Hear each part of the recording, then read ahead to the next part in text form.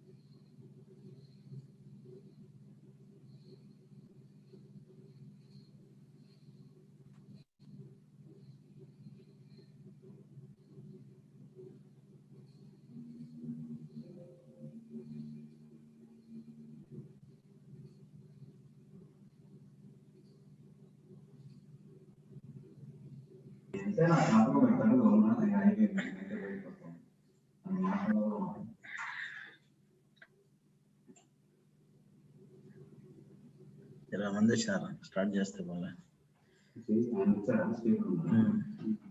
Sir, shall we start, sir? Yes, sir. Okay. So, good morning to all of you. So, I welcome you all for the today's session by A.G. Rangaraj, Deputy Director Technical, National Institute of Wind Energy. He is going to give a talk on renewable energy data analytics and wind power forecasting. So before handovering the session, so I would like to introduce him.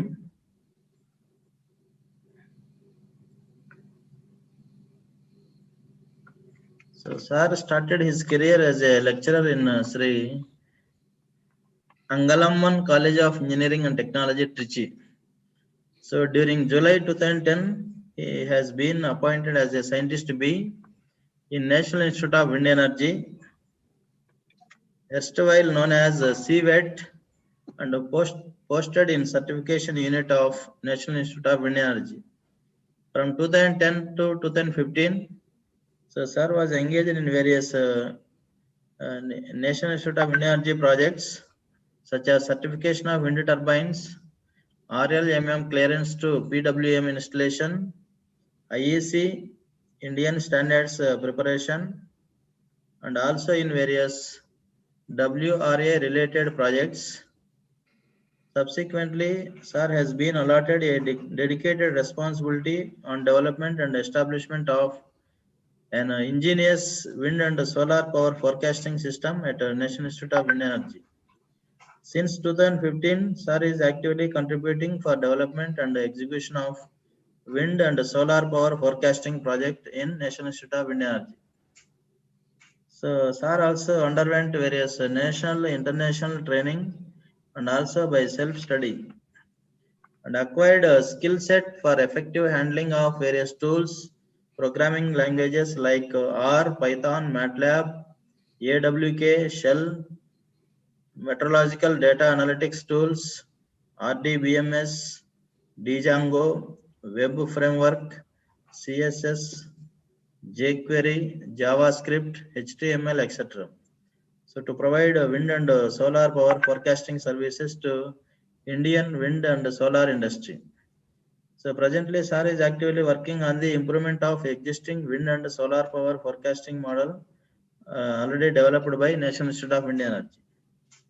The major projects and in the works involved standard and certification, that is in the documentation review of revised list of models and manufacturers of wind turbines and prototype certification, a review of draft IEC standards and draft Indian standards, preparation of evaluation report on various certification projects taken up by unit as per tabs 2000. Creation of database management system to quickly retrieve the WTG related information submitted for RLMM. And in the wind resource assessment, estimation and validation of 100-meter wind power potential in the 7 states of India, actively carried out various works in repowering of existing wind farms in the state of Tamil Nadu and collected WTG technical information across the state. Feasibility assessment on installing small wind turbines and micro siting of smaller wind turbines. Establishment of 500 numbers of wind monitoring station in uncovered new area under NCEF scheme.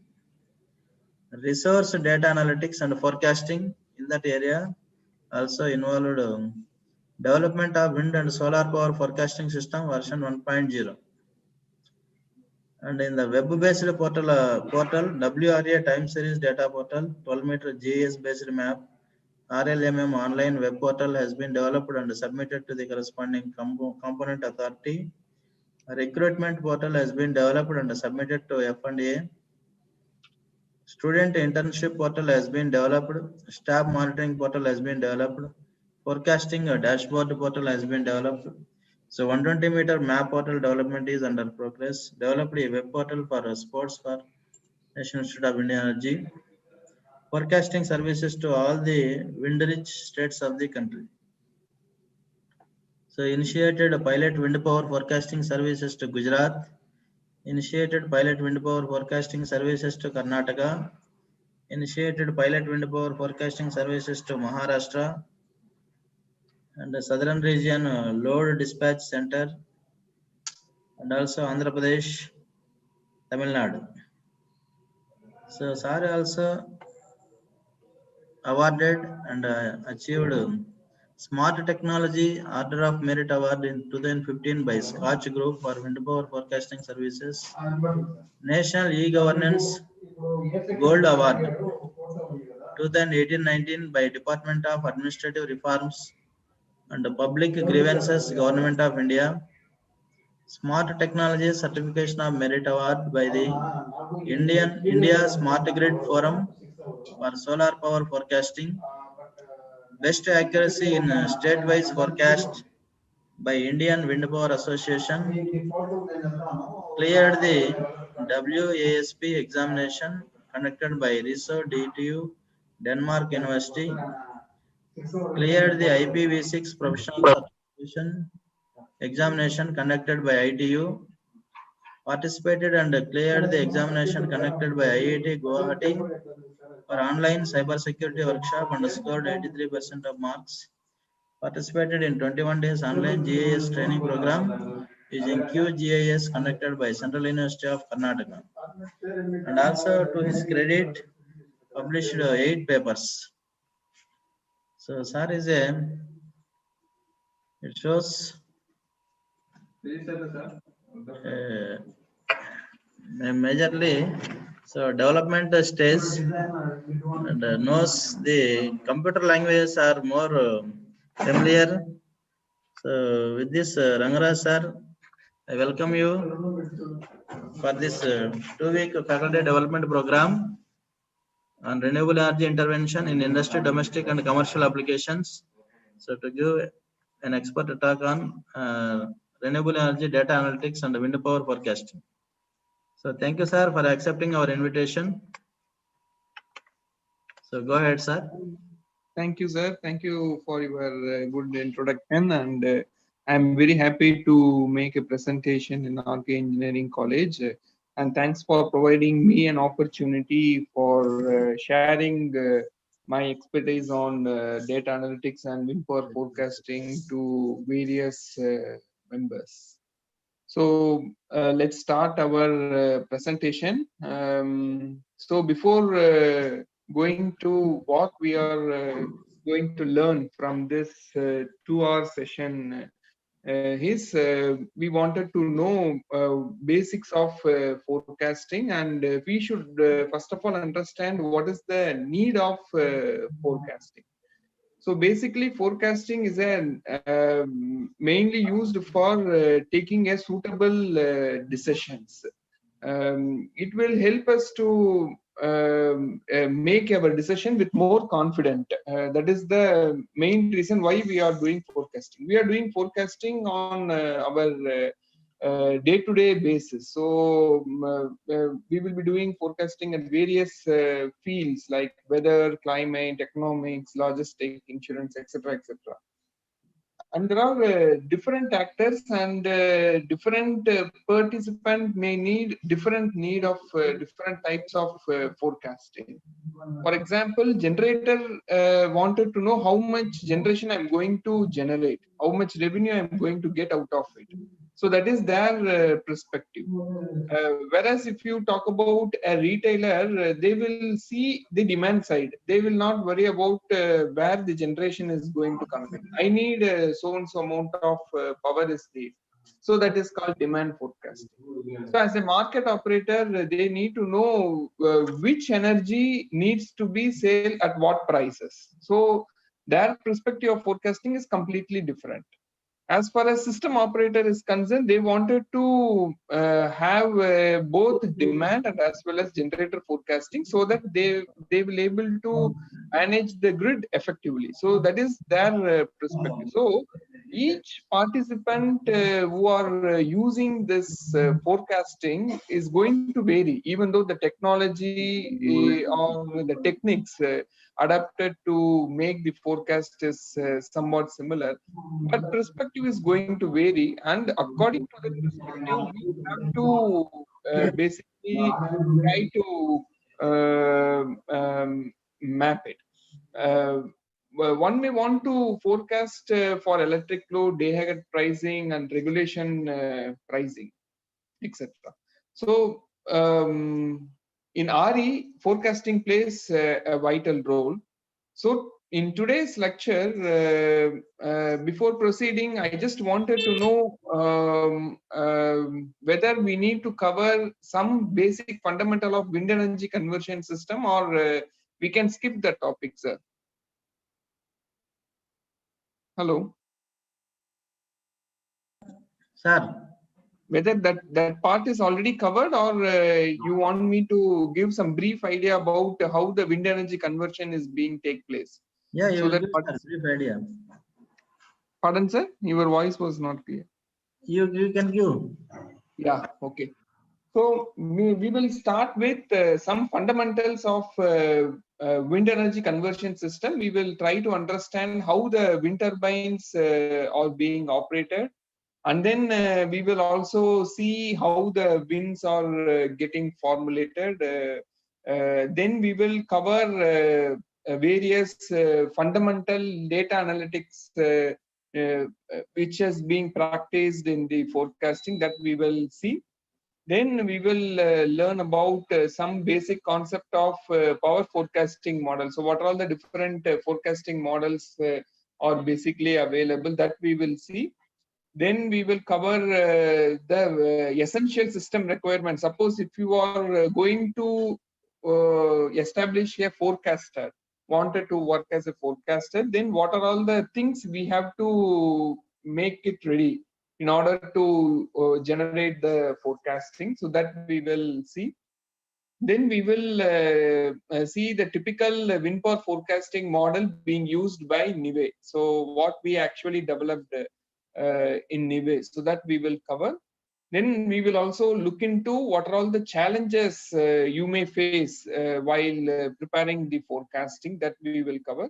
And finally, we will conclude our session with what are all the different sources of uncertainty. If we know where the error is coming from, we could able to arrest that error by making a lot of research. And most of the participants are from academician, and it will be a very good area where they can do further research for their masters or for their PhDs, etc., etc. So basically, if you see a wind turbine or wind energy, it's not a single field. It's a multidisciplinary field. The wind energy system may need expert from meteorologist, and we have to know very clear how the aerodynamics are being built, so that we could be able to extract the maximum wind energy from the nature. And it should sustain, the civil structure should sustain the higher huge capacity of load being coming from the wind. So we have to design various mechanical components like gearboxes and nacelles. Everything is there, and also there are a lot of electrical components and electronics component available, like controller, generators are available. And then a lot of structural engineer concentration should be on foundation of wind turbines. And it has to withstand a lot of weight. So if you see a typical wind turbine, the weight would be 1110. So the 1110 weight structure we are keeping at the top of 100-meter height. A typical hub height in nowadays is 100-meter to 120-meter height, and also which is rotating, which is being kept in where the winds are very much higher side. So it should structurally support, and there are a lot of hydraulic system will be there to pitch out or yawing the wind turbines. And we have chemical engineers to design the blade profiles, to design lesser weight, so that it will reduce the cost. Like that, if you see a wind turbine typically being done with various experts. So initially, the wind turbines was used for pumping the water and grinding the grains, and now recently it is being used for generating the electricity. So the basic concept of wind energy is basically we will get the kinetic energy from wind, and we are using a mechanical gearboxes to convert this kinetic energy, and that gearbox will coupled with a generator. So we are converting the kinetic energy to electrical energy. So that is the basic part of wind energy conversion. Here we will be having a tower, foundation, and the entire structure is called the nacelle, and we will be having 3 blades. The entire rotating part is called as rotor, where the kinetic energy is being extracted. So we know the kinetic energy formula is of mv square. So this particular energy we are getting from the moving air, basically. So if you consider the rotor diameter as area, so it will have a it will have it will have some sort of diameter where the blades are being connected, and we will get the energy.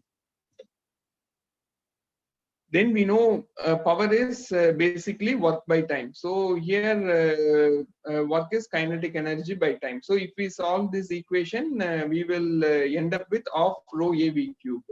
So rho is air density, and A is the rotor diameter area, and then the V cube is the wind energy. So one point I would like to appreciate is the power of the wind you are going to get is directly proportional to cubic time of wind velocity. which means if you make a small error in your prediction of wind speed, it's going to impact 3 times error in your power output. So the accurate wind speed prediction is one of the key for doing the wind power forecasting. And we should have a couple of things to remember, that power of wind is of rho AVQ, and A is called like a rotor swept area. And then air density is also very important. The typical air density as per standard air density, we will be calling like 1.225, but at site it can be lower. So most of the site, because of the moisture and because of the humidity, your air density is going to reduce, and temperature also impact much on that. So if you see an end-to-end functional diagram of wind energy conversion system, is we will be having a kinetic energy getting from wind, and that will hit the blades, which is make the rotor to rotate at lower speed, and this lower speed will be converted into higher speed, because generator typically runs at 1500 1600 rpm. So that work will be done by a gearbox. Then finally generator will generate the electricity, and it will fed normally 690 volt, the output of generator of any typical commercial high rated wind turbines, which is having 220 kilowatt and above. And it will be connected to a transformer, where it will be converted into 11 kV or 33 kV or 66 kV, depending upon the substation where the wind turbines are getting connected, and it will goes to the feeder of the substation. So this is a typical functional diagram of wind turbines. So if we are talking about a synchronous machine, there may be absence of this gearbox. That rotor is directly connected to a synchronous generator using variable frequency system.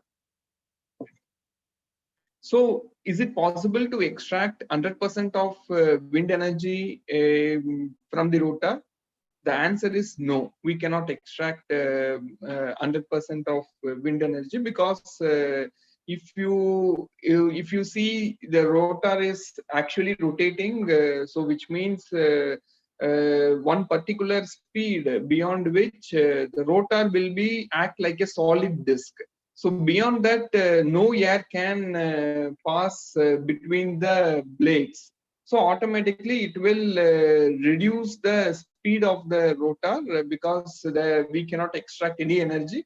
Since any energy cannot be extracted, means automatically the rotational force will get reduced. So theoretically, it is possible to extract of 59% of wind energy can be extracted, but in practical, so far we got wind turbines up to extracting about operating about 52% of efficiency to extract the kinetic energy. So that's what we actually achieved, and this limit is called as Betz limit. The scientist Betz has inverted this particular limit kind of thing. The another concept we should know is tip speed ratio. So if you see a blade which is typically a 30 meter or 40 meter length, if you see that, if you calculate the diameter of the blade, it will be something like 80 meter diameter, or rotor diameter would be 100 meter also there. So if you see the wind profile, it's not going to be uniform, which we are going to see in a couple of slides. That is, wind speed is going to vary if you are going upper heights. So in lower height, you will get lesser wind speed normally in most of the sites, and at higher heights, you will get higher wind speed. So your blade experience different wind speed. Different portion of the blade will experience different wind speed. So different wind speed means you will get different kinetic energy can be extracted. And therefore, we have to understand at tip, there will be some sort of speed will be there. So what is the rotating speed at tip of the blade divided by the speed of the wind turbine? That is what is average wind speed is available at hub height. So if we divide that particular thing, we will be getting like a tip speed ratio.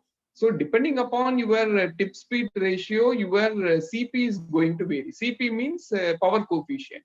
What is the maximum amount of power can be extracted from the wind? That typically we have saw that. So logically speaking, we have to operate at optimum tip speed ratio in order to have the more efficient extraction of wind power. So here, if you see the modern turbines will try to having a wide range of tip speed ratio, which will be operating at maximum efficiency. So that is basically done from the aerodynamic design of the blades and structure of the nozzle hub. Everything will contribute on that, and what type of aerofoil materials are being used in the wind turbines. So depending upon that, your tip speed ratio curve is going to vary. And this is one of the important power curve if you are going to do a sort of physical modeling, which we will be discussing in subsequent slides. So here, if you see a typical tip speed ratio, you will be getting 75 meter per second at tip of the blade, but the actual wind speed will be something like 6 or 9. So you can see the tip speed ratio is actually varying depending upon the wind speed. So from this from this curve, you will be able to see the efficiency is going to vary. The one point we wanted to understand from the forecasting perspective is depending upon your wind speed, your efficiency on producing the power is going to vary. That point we should keep it in our mind while doing the physical modeling of forecasting. So this is what some basic fundamentals, how the wind turbines are being operated. And we understood that for operating a wind turbine, we need wind basically. So it is good idea to learn some of the fundamentals which we have studied in our schoolings, recollect some of the concept, how the wind is actually being produced. So what is wind? Wind is basically air in motion. That is motion of air relative to Earth's surface. That is called wind. So which is free and it is available everywhere and it is clean and it does not cause any sort of pollution.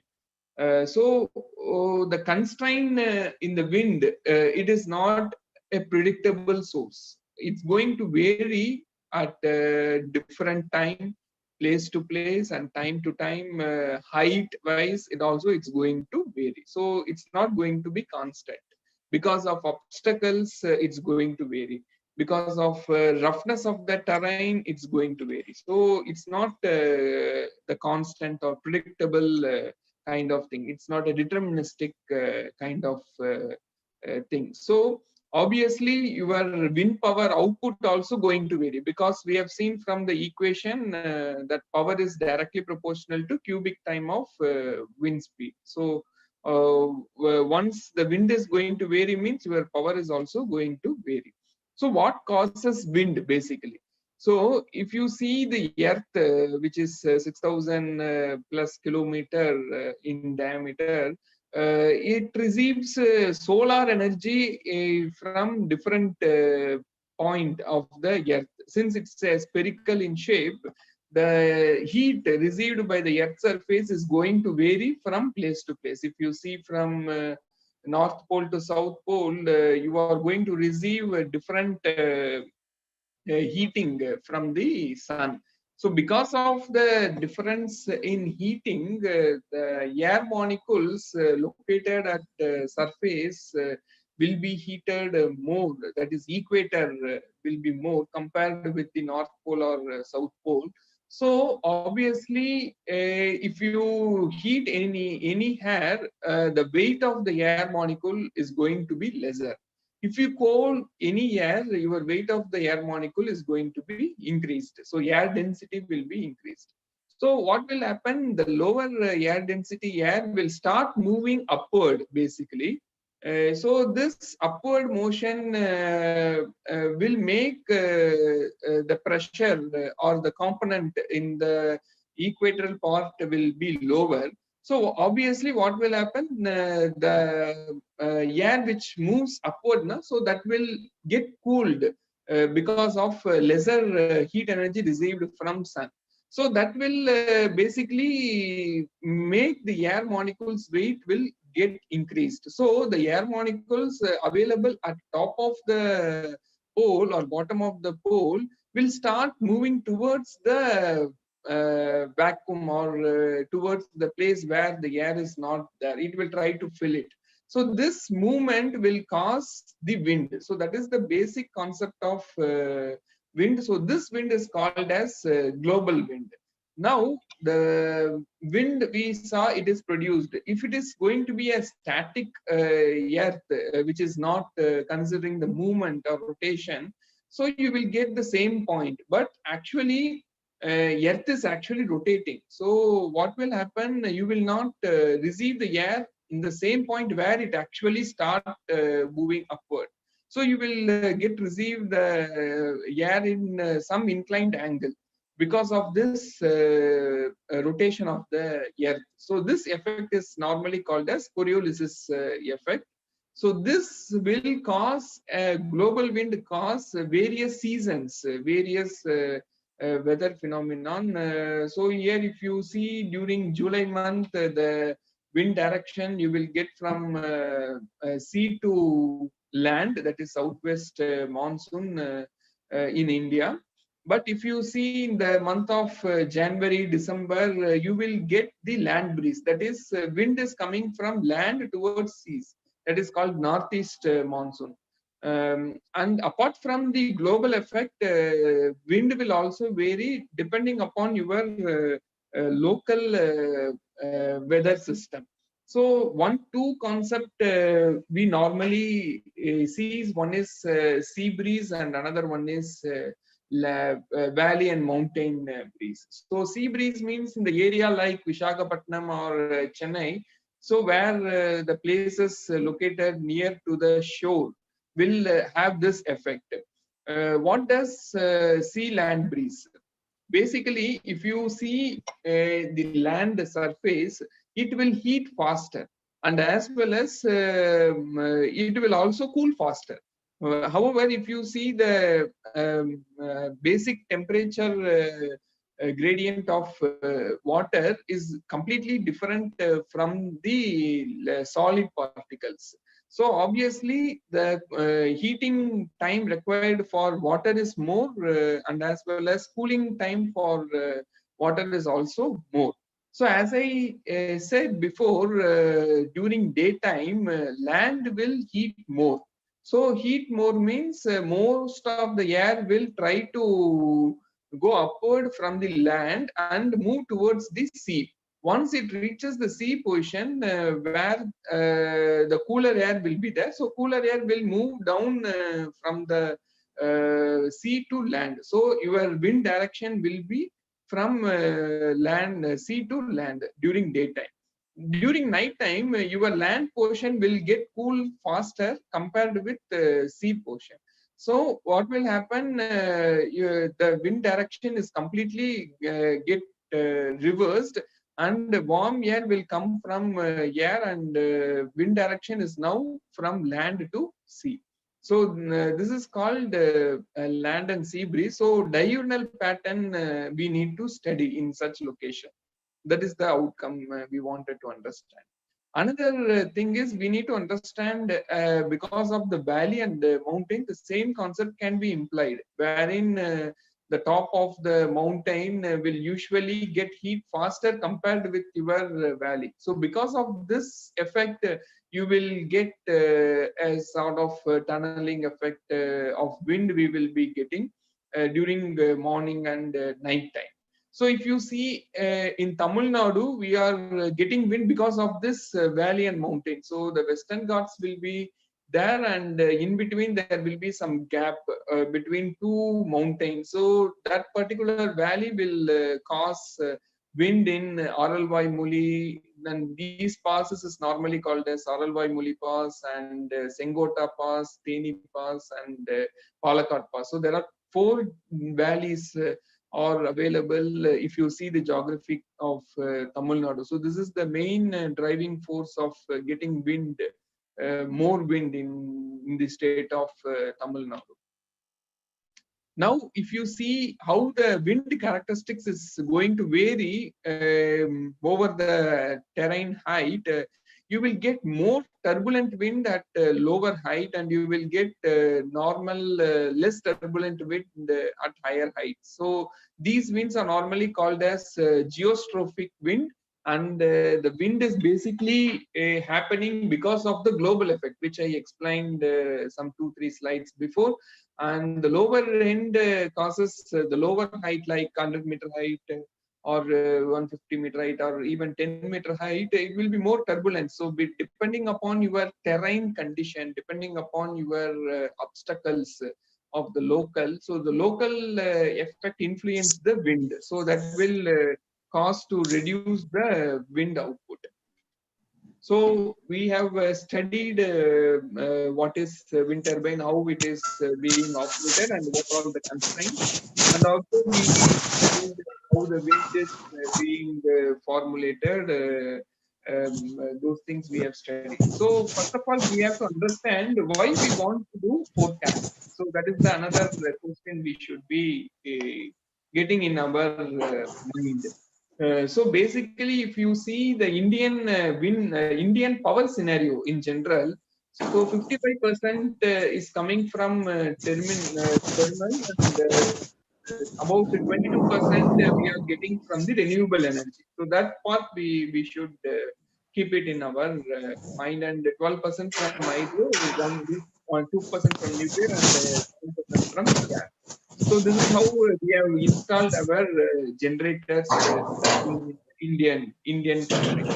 Now this 22%, if you see, about 45% of 22% is coming from wind, that is 36 gigawatts, and in solar we are getting about 36 percentage. So basically, so these higher capacity of the wind will be good basically in terms of pollution level, or in terms of cost per unit generation. Everything is okay, but as a grid monitoring point of view, it's going to be a difficult time for them. So for managing the grid, we need to have forecasting. And secondly, we will not get wind at every time, on every day. We will be getting at a specific season, specific month in a year. We will be getting. We are not going to get at every time or day. So it is good to plan our O&M activity whenever there is no wind, or at least lesser wind is available. There are 2 things. One is we will lose revenue if you are going to do O&M activity during high wind period. Secondly, there may be a chances to get accident because of that wind. We are trying to make some O&M activity at 100-meter height. So because of wind, the crane may get collapsed also. So it is good to have or see the forecasting before planning our normal routine O&M activity of wind.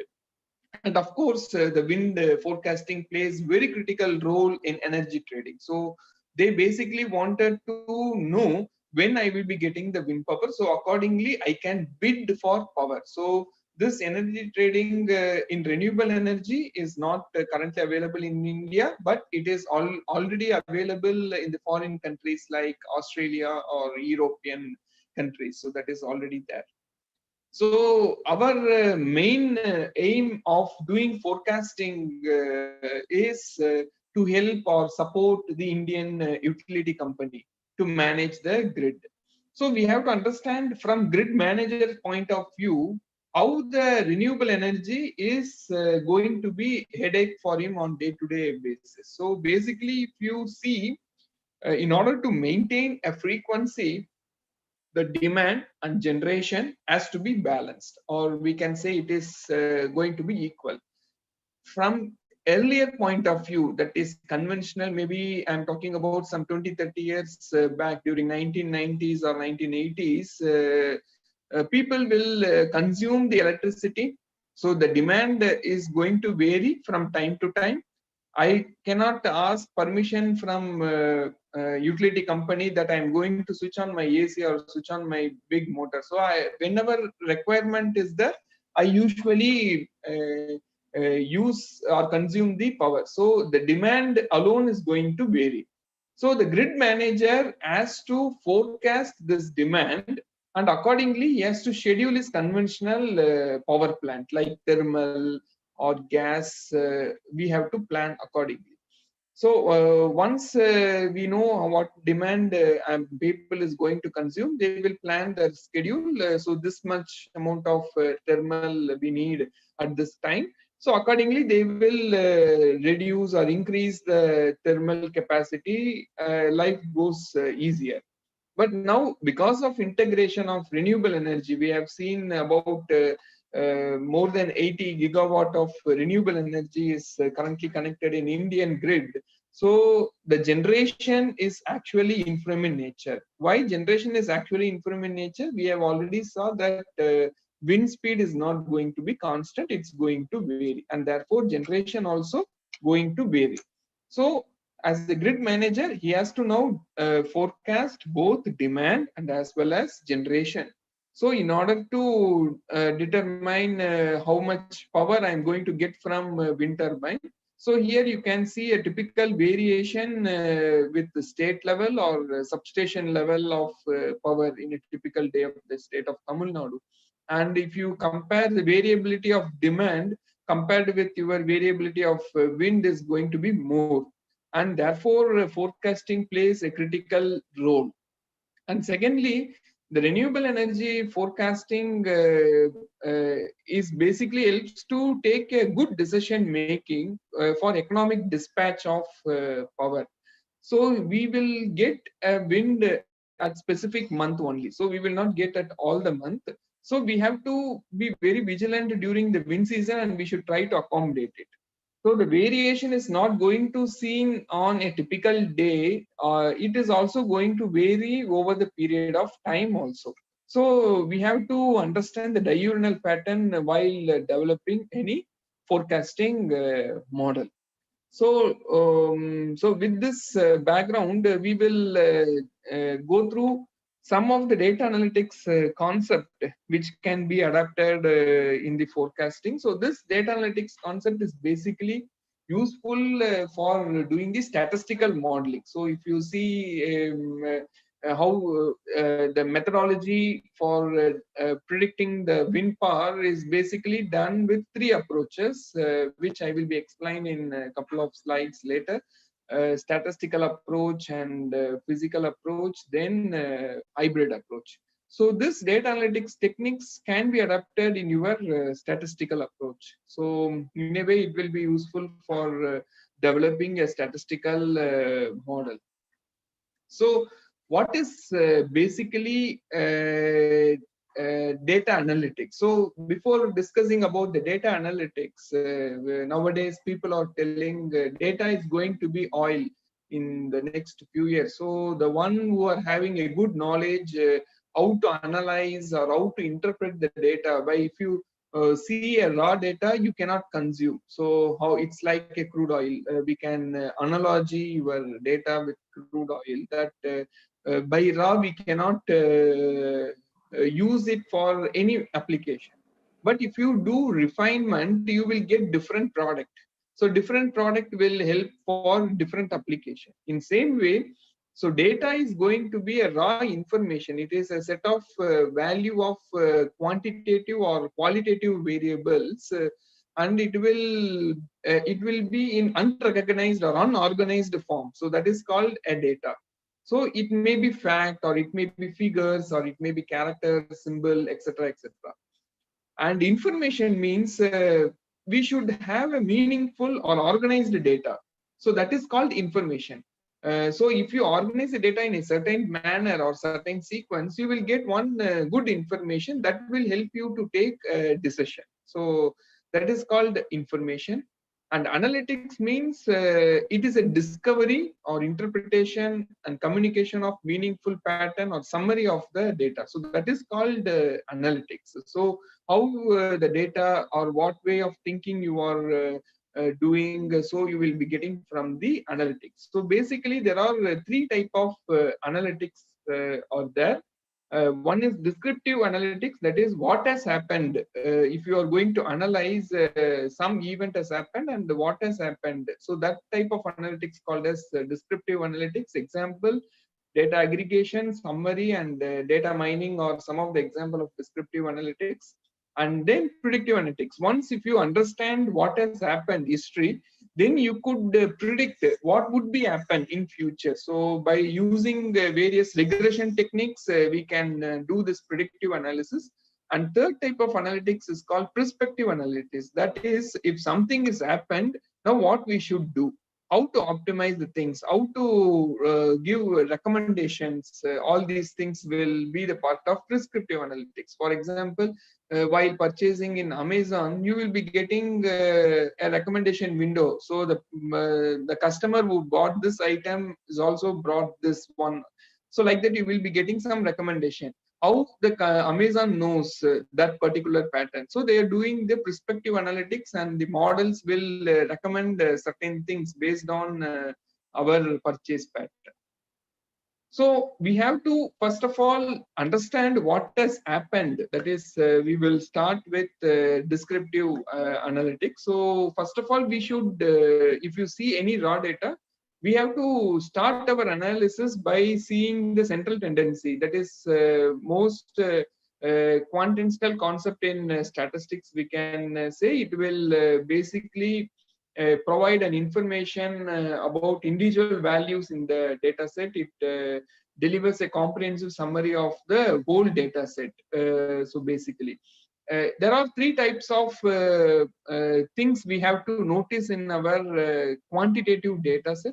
One is mean, that is what is the average value of the data, and then what is the center point of the data, that is median, and then which value is most frequently occurring, that is called mode. So once if you know this particular three values, then we can also calculate the dispersion. So dispersion will help you to understand the distribution of the data. What is the range I'm going to get, the wind speed or wind power or whatever it is, and how much variance I'm going to get in the data set. And then standard deviation from the mean, how much distance the most of the data sets are lies in.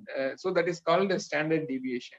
And there are quantiles is also available, like 25 percentile, 50 percentile, and then 75 percentile is called as quantile. So that will give a clearer picture about the distribution of your data set. And then mean and mean deviation also we should calculate. So we have to understand how the data is distributed. So distribution will help you to understand the frequency of certain data set and what range I'm going to get. So before we understanding a distribution, so we should know what is normal distribution. So normal distribution basically describes the continuous data, that is numerics data, which is having a symmetric distribution, and it will looks like a bell-shaped curve. So here you can see three standard deviation, one standard deviation, two standard deviation, and three standard deviation.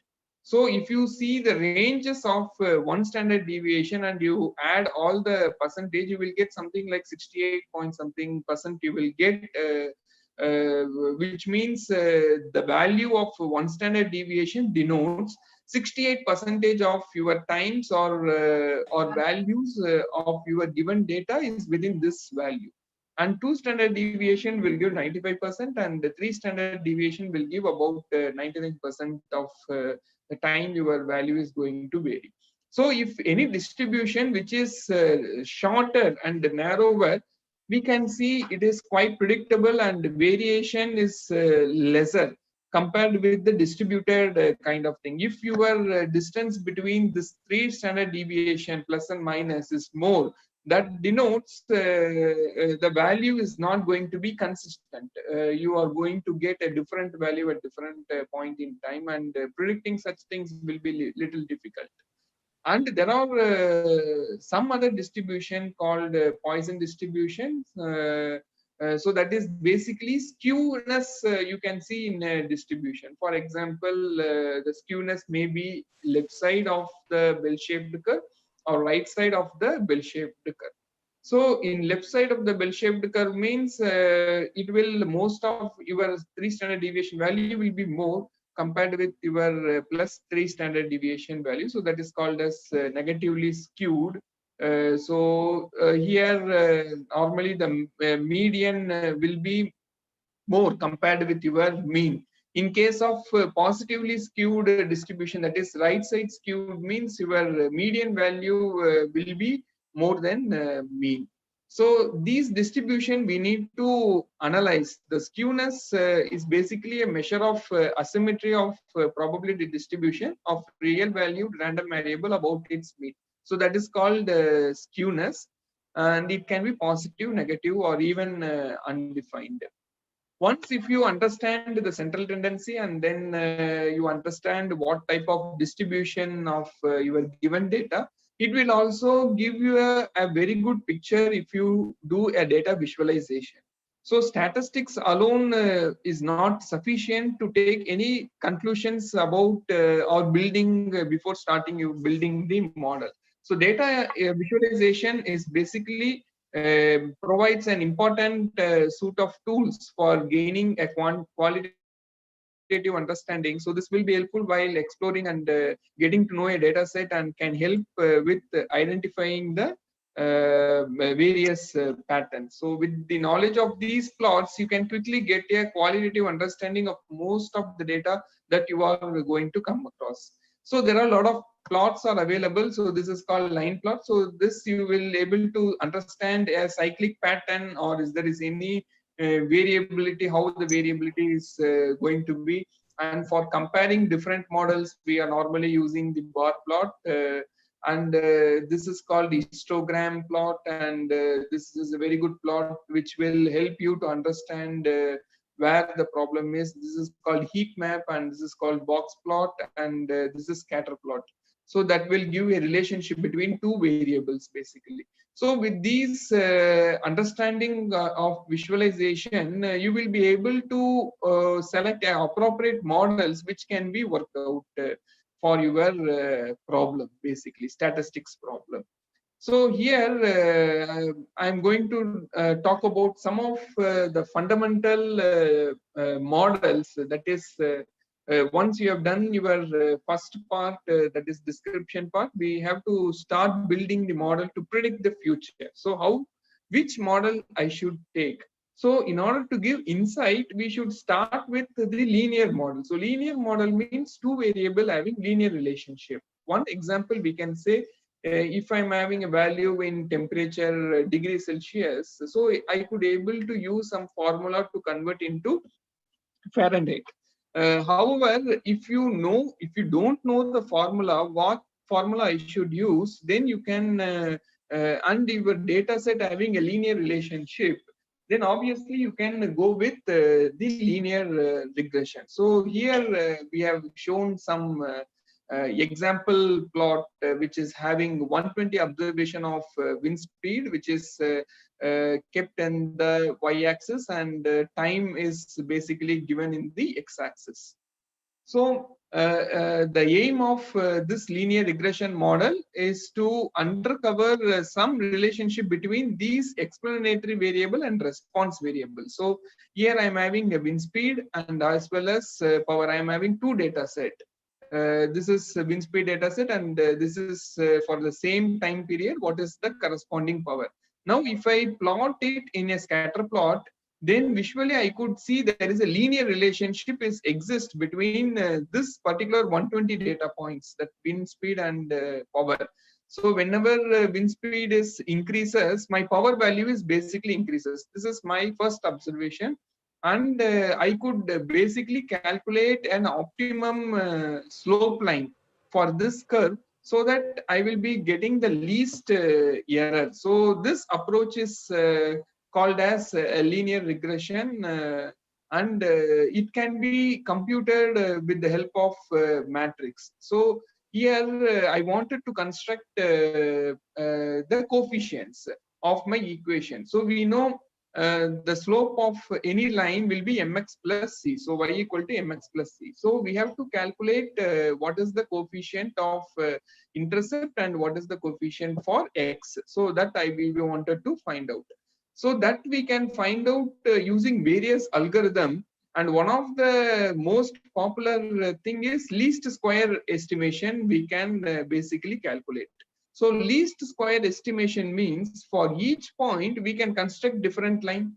So if I construct a different line, I will be getting a different error which my observation. So I'm having observation of wind speed and as well as power. So I can estimate what is my error in the model if I incorporate different line. So different line means I will be getting different equation.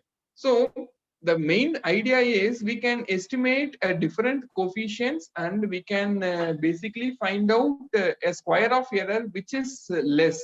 That would be better. So that is the idea. So yi minus beta t xi means we are calculating what is the error of typical beta coefficient, and we are taking the square of the error. So the square of the error means that will be more important while constructing the model, because higher error will impact your model more compared with the lower error. So we should give more weightage for that.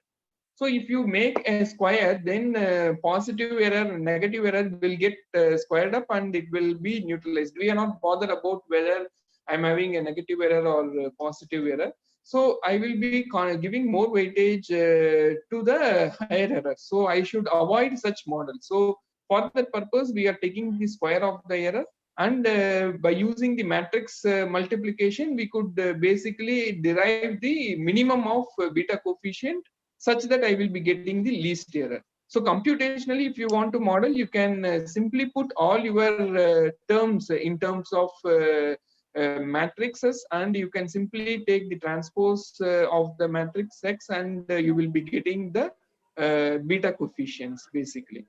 So this is a typical way of doing your regression models, and whether it's going to be a linear or polynomial doesn't matter, but the basic fundamental concept is this. I hope you are able to appreciate. Sometimes if you see the relationship between two variable, it may not be linear. So if you do the same concept for this type of data set, which is having a different relationship between these two variables, so this line is not representing the entire data set. So obviously this is the best fit as per the linear regression model, but it is not representing the data. Your data is not like a straight line. You are having some sort of curvature in your line. So in that situation, we should go with a non-linear regression model. So one of the non-linear regression model would be the polynomial regression. Now, instead of taking only x term, you can also consider to take a cubic term or square term in your equation while estimation. So now if you take a quadrature, so now if you see, if you are having a data set, something like this, this will give a more representative compared with your linear model. So that's the point I would like to highlight. But if you see a typical power curve, the one which I explained before, the wind turbines power curve will looks like something like this. That is, it will not produce any wind power at certain wind speed. For example, that wind speed is called as cut-in wind speed. So we can say it's 3.5 meter per second. Let's take an example. If your wind speed is less than 3.5 meter per second, you are not going to generate any power. Yes, sir.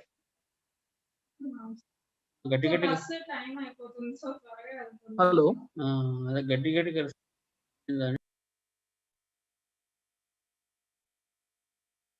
Shall I continue? Hello.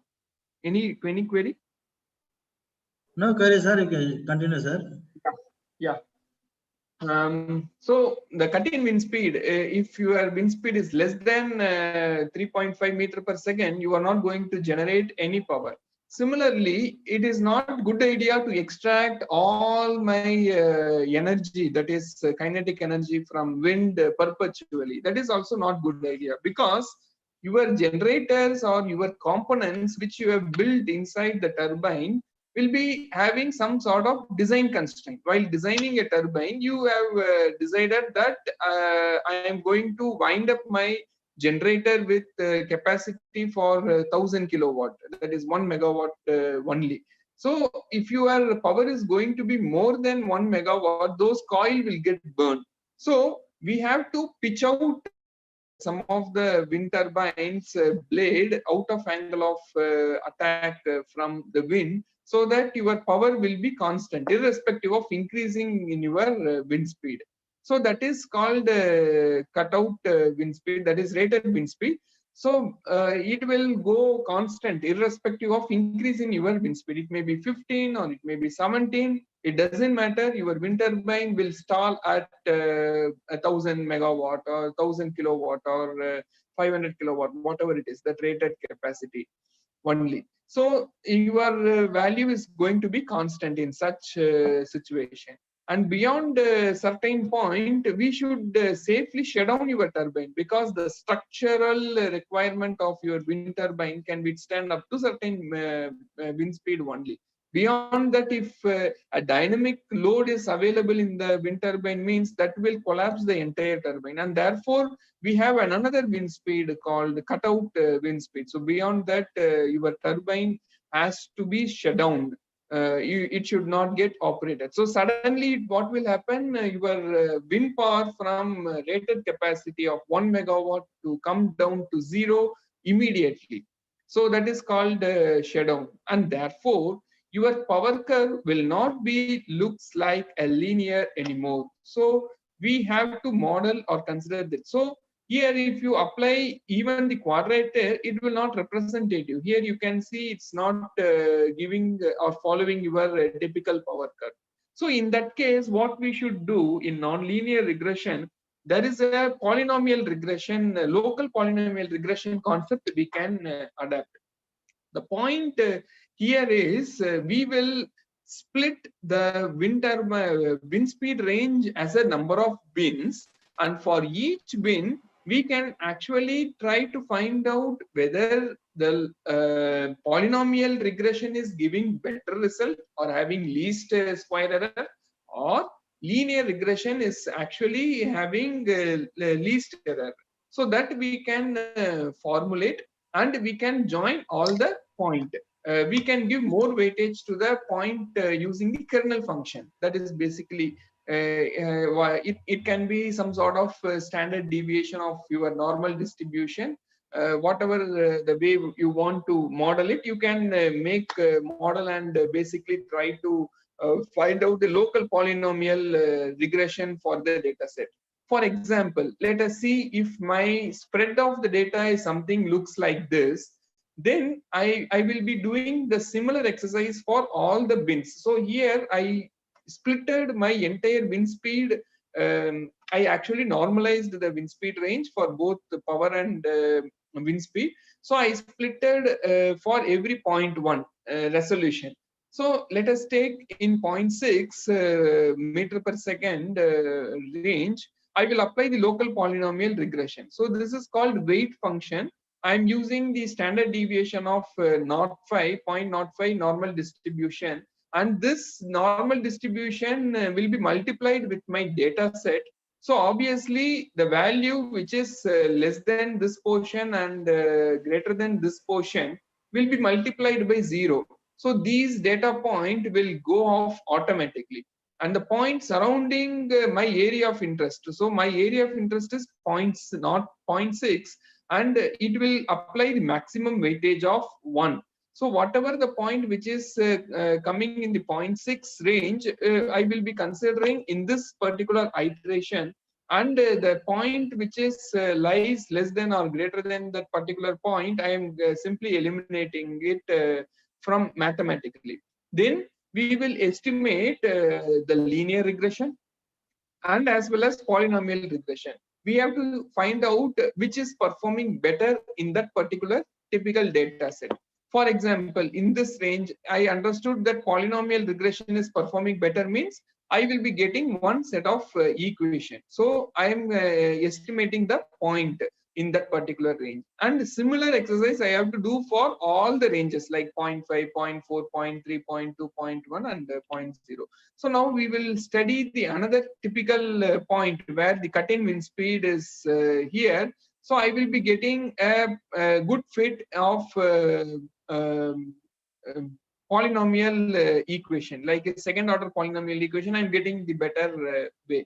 So here I got the linear regression perform better, and here I got polynomial regression is actually performing better. So and therefore I fit for this particular point like this. Then we have to repeat the exercise for all the points in similar way, and then we can simply connect the point. So the computation will vary depending upon your bin size. So if your bin size is going to be more, you can precisely draw a curve of your exact fitting with your data set. If your bin is going to be higher width, then you will not get the smoother power curve, but computation will be much faster compared with that. So it is a kind of trade-off. We have to see what sort of standard deviation we should use while constructing the kernel function, and what sort of bin width we should select, and what is my available computation power. Accordingly, I can decide such factors and we can model it basically. And once if I model it, in future, if I'm getting any data set similar to this, I will apply to this coefficient nonlinear curve, and then I will estimate what is the power. So obviously it will be within a certain range if my data set is not going to vary. And therefore, your statistical model of modeling a wind turbine will be much better compared with linear regression or polynomial regression. So this is the resulting power curve derivation of typical points. And we will also learn about machine learning model. So another statistics model, there are a lot of machine learning models are available, and one of the good and basic fundamental machine learning model is called the support vector regression. So it is very useful in terms of our regulation mechanism of forecasting. That is, if you see in terms of forecasting, if you see the regulation of forecasting within certain range, you will not get penalized for giving an error in your forecast. If it is going to be a more error rate, then means you will get penalized. So that concept can be easily applied with the support vector regression. It's like a tube. That is, if your data points are within your error range, that is called epsilon, so then I will not give weightage to these points. So I can say, okay, whether my point is here or here, it doesn't matter, because I'm not going to apply for my penalty. Now I have to concern about the point which is out of this range. Now, out of this range also, if the point somewhere located here, I am more concerned about that, because that will incur a lot of penalty to my forecast if that error is going to be happen. So my weight error function is something drawn like this. That is, up to certain point, I will make my error function as 0, and I will linearly increase the point if my I will linearly increase the weight if the error is going upward or downward direction. So automatically this weight will be applied to that particular point, and therefore those points will be modeled, that is outside the tube. That will be more concern in the support vector regression. So this is how the support vector regression is operating. So apart from the support vector or regression model, so there are various models are available which can be used for wind power forecasting, and we can broadly classify it into 3 groups, like statistical models, machine learning models, and deep learning models. So these are some typical models, which is called ARIMA, exponential smoothing, regression-based model, or neural network model. All these things comes under statistical group. And Box-Jackson model, auto-regression model, moving average model, ARIMA model again comes in machine learning time series data model. And then deep learning is recurrent neural network, conventional neural network, long short-term memories. All these things are again comes under the deep learning models, etc., etc. So how to do these data analytics? So by doing Excel is not a good idea if you are having a huge amount of data set. So in that case, we should learn some of the scripting languages like Python. So MATLAB is there, and if you see a Python-based libraries, there are a lot of libraries readily available. You need not to model all these things, which I explained. The linear model or support vector regression, everything is built in with standard packages. So then the matrix manipulation can be done with NumPy, all sort of mathematics kind of thing. And SciPy and scikit-learn will basically give you a lot of scientific packages and statistical packages is also available. So you can simply construct any linear model or non-linear model with a few lines of code. Pandas is nothing but Excel in Python. So whatever the thing you can do it in Excel can be done with Pandas data frame. And Jupyter Notebook is a good representative for sharing your results to someone else. So you can make some sort of write-up about your script so that it can be understood by others. And in the same below the script, you can also generate various plots. So for visualizing the things in Python, so you are having a Plotly, Matplotlib, Seaborn, or many more. Suppose if you are not expert in scripting, means if you want some kind of GUI tool, you can try IBM Watson Studio Desktop. So that is basically give you a various model is built in with the user interface kind of click clock kind of thing is there. And SPSS modeler also you can use along with the Watson Studio Desktop. And you can also use the Jupyter Notebook and Watson machine learning server if you want to compute for multiple locations and multiple models or multiple users. So in that case, you can go with that. So we are using various technologies for doing this work. We basically using almost 27 plus technologies for deriving the forecasting output, and we are basically using Bash and AWK scripting for doing the data analysis, and for meteorological data analysis, we are using NCO tools, GRADS, and open NADP program we are using. And for doing GIS analysis, we are using Google Earth Chrome, and for the storage, we are using PostgreSQL and Parquet data management system. So we learned about various analytics and various methods where I can use these analytics. So we will see two typical application. Quickly go through it, and one of the application is bias correction model. So you will be constructing a different models, and you are having actuals, and you can try a systematic bias in the model. Systematic bias means a systematic error that will be always 0.1 or 0.2 meter per second error in your wind speed, means it can be corrected, and you can see the error is lesser compared with your normalized bias. And here you can see the better bias is getting at a different window.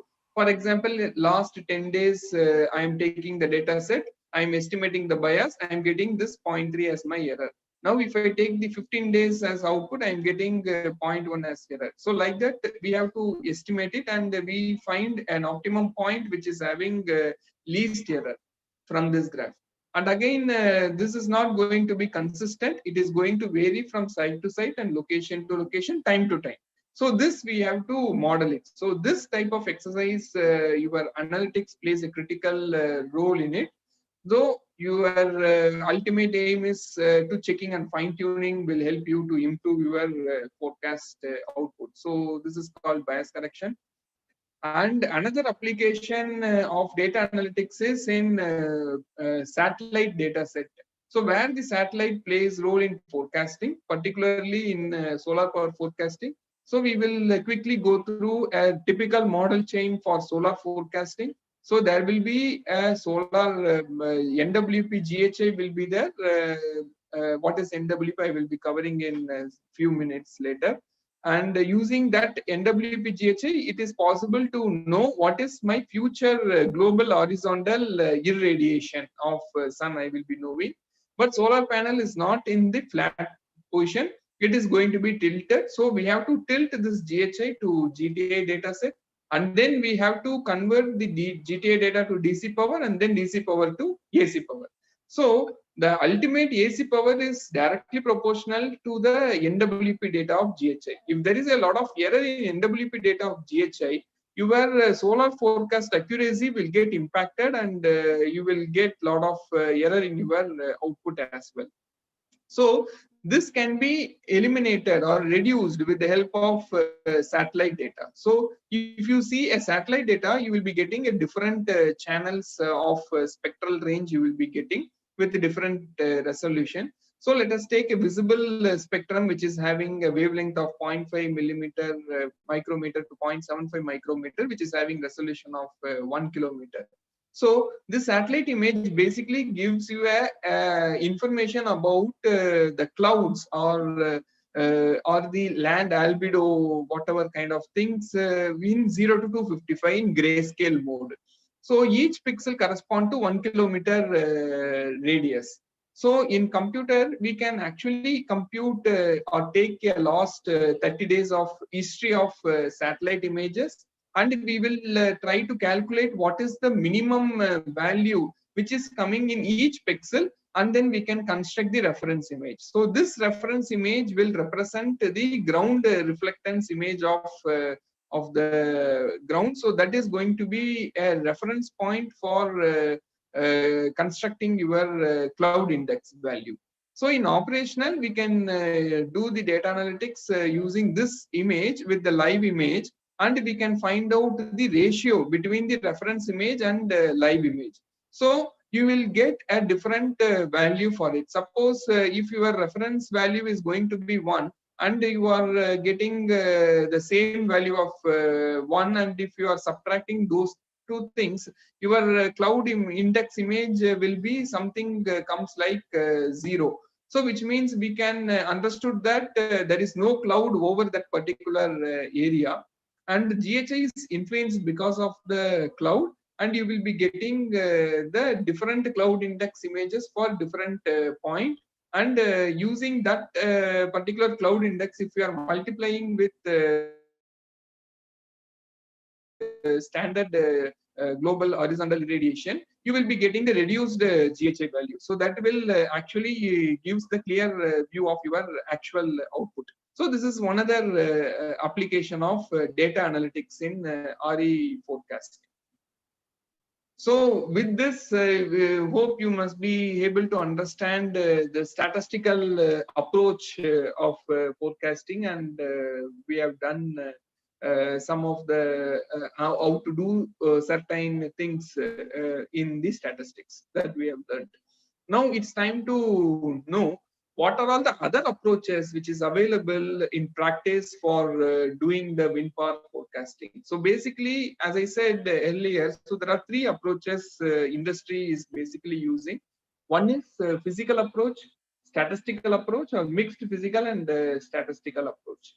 In physical approach, they will be using the numerical weather prediction data set. So this is a data set which is being computed with the help of supercomputing facility, and the output of the numerical weather prediction would be a data set of your future weather condition. By giving an input of current weather condition to the supercomputing facility, it will give output of what will be happen in the future. So it will solve a lot of equations at different point in time, and it will having its own systematic and random bias in the numerical weather prediction data set.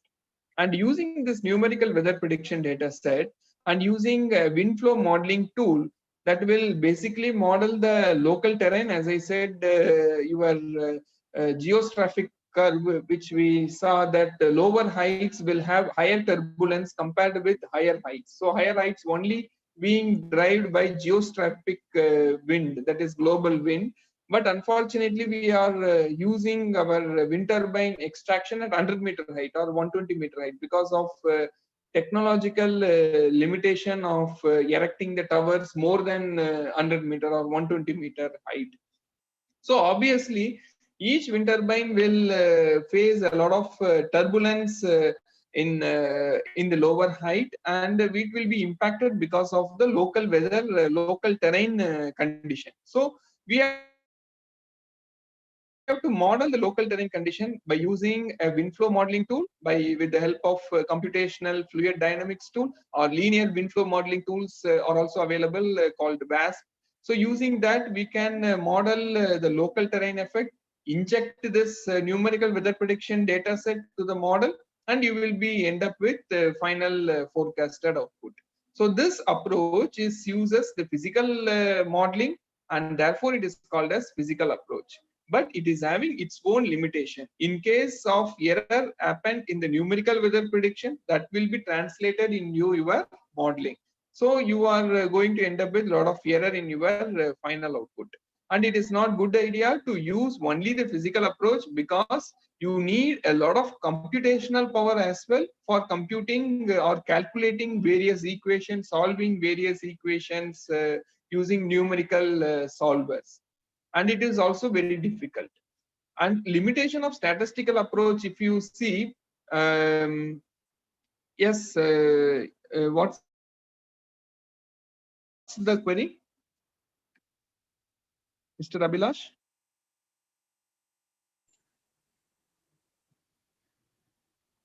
Hello. Abhilash. Okay. Okay, fine. In the statistical approach, you need a lot of data set in order to model it accurately. At least WMO, that is World Meteorological Organization, is telling that minimum 30 years of data is needed to understand the different pattern of your wind. But unfortunately, you are not going to have a huge amount of statistics of your data for wind energy or solar energy application, because it's all being constructed on day-to-day basis. Not even you will not having a lot of data set, lot of changes in the terrain features, everything will be impact your statistical model. So it is also not good idea to use only the statistical approach for estimating the forecast. Then what is the best approach is combining these two approaches. That is, we have to estimate our forecast with the help of physical model and using the statistical or data analytics technique to understand the bias in the forecasting model, and that bias will be corrected with statistical approach. By the way of using mixed physical and statistical approach will actually give the better forecast output, and most of the commercial forecasters are using the mixed physical and statistical approach for giving the forecast. So there are three types of forecast which we normally used in wind energy industry. One forecast is called as deterministic forecast. So deterministic forecast is not only application in renewable energy, but also used in various embedded system as well. So here you can use the same kind of behavior of a system. Accordingly, you can activate various sensors kind of things. But in the real RE point of view, so deterministic forecast means you are going to tell precisely a typical value is going to be happen at typical time period. So that is called as deterministic forecast. Example, 11 o'clock I am going to get 200 megawatt from so and so wind farm. But if you are getting the 200 megawatt accurately, no, you are not going to get the exact 200 megawatt. It could be 199 megawatt, it could be 201 megawatt. So there will be always error will be available in deterministic forecast. The error may be lower or error may be higher. So that is unknown. But you cannot predict the same exact precise amount at any point in time. So even though the regulation says we have to give the deterministic forecast, it is not an useful for the end point of view. So we cannot trust the forecast and take the final decision. So what we can use? So we can use, instead of giving a deterministic forecast, we can give the quantile forecast. What does it mean? Quantile forecast means we are giving a confidence interval to the user, that is 50% chance my value is going to be lesser than this value, and 50% chance are available my value is going to be above than this particular typical value.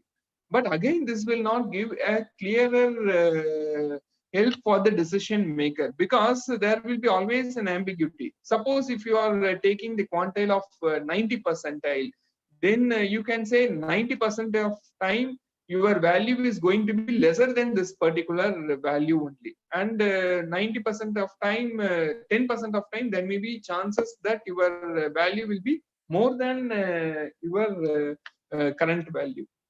So that particular kind of forecast is called quantile forecast. But again, this will not be helpful insight for the decision maker, because they need to be accurately know what exactly I'm going to get, or at least some ranges of values I should know. Now, if you are combining a typical ranges of quantile, I will be getting I will be getting a probabilistic forecast, like a certain band. So this will give confidence about my forecasting product. Like I am having more confidence, this is the value is likely to be happen in this area, and I am having less confidence if my lead time is more than 30. The value may be uncertain.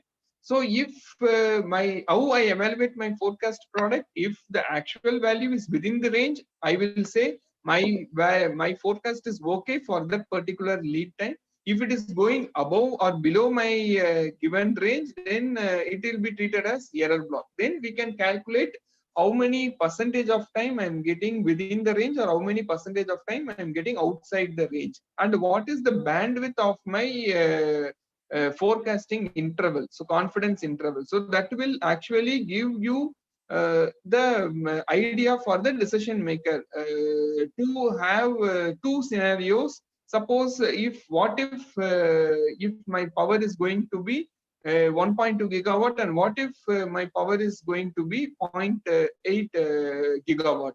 So that system operator will have two scenarios, and therefore they will able to manage the grid very effectively using this probabilistic forecast.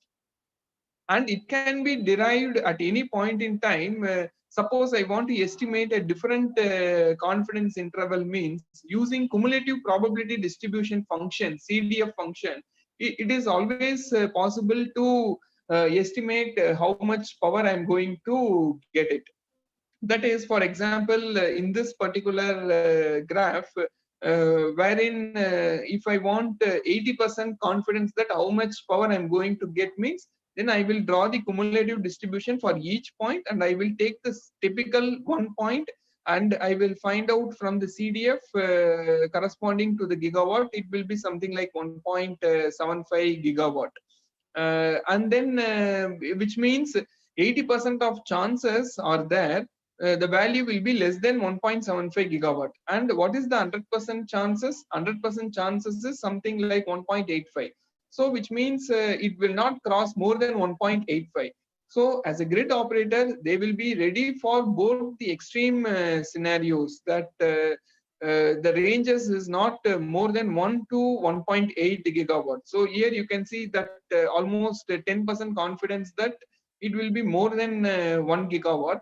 So by seeing this particular time lead time, they will be get prepared for two extremes, like what if 1 gigawatt is happen and what if 1.5. Now I am having the range of value within which my forecast is going to be. So this type of forecast is called as probabilistic forecast. So we have saw the statistical models and different types of forecasting. Before proceeding, we will answer to the query. So someone raised the hand, right? So what's your query? Blush.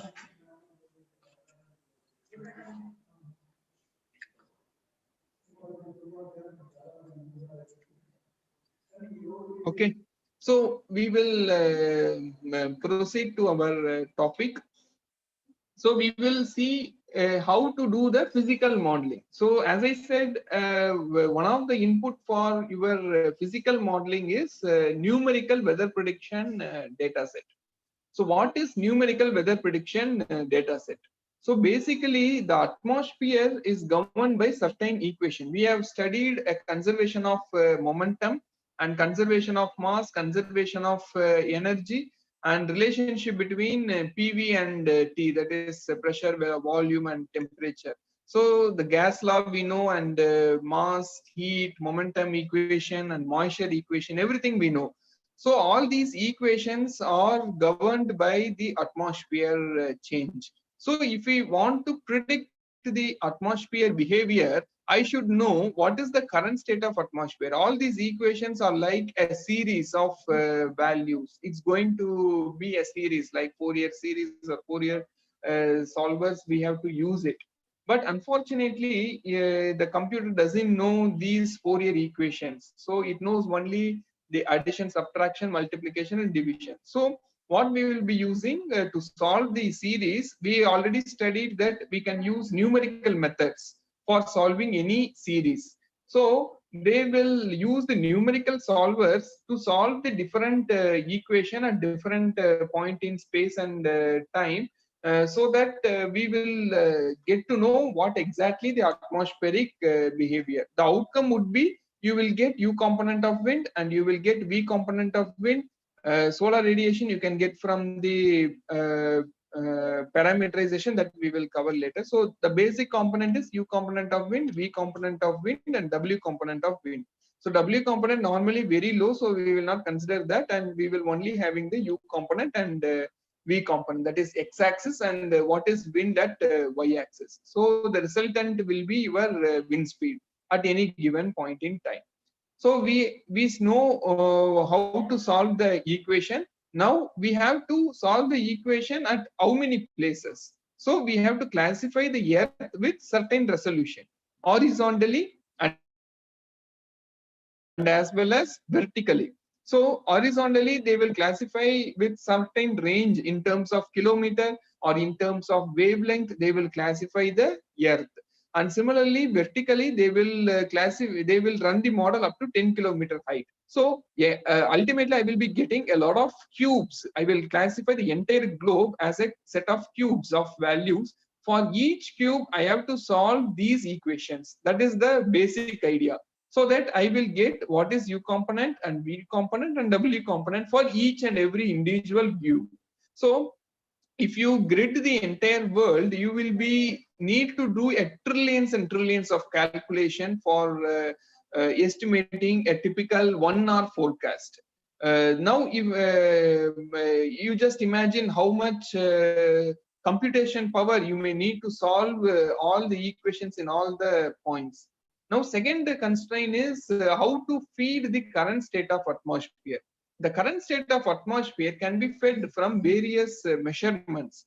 So one of the measurement can be get from satellite, buoys, or balloons measurement that will basically capture the vertical profile, aeroplane measurement, and static station measurement. So all these sources will typically give you an output of what is the current weather condition at a different point in time and different point in space.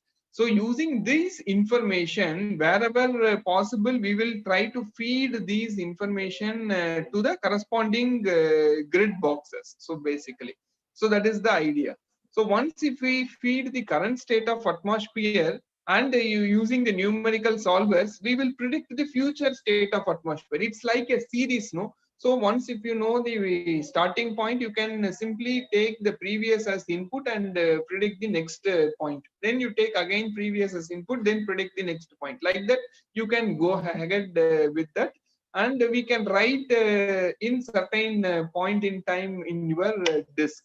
So that for the entire globe, it will be written in the disk that every 1 hour resolution or 3 hour resolution, they will be running the model.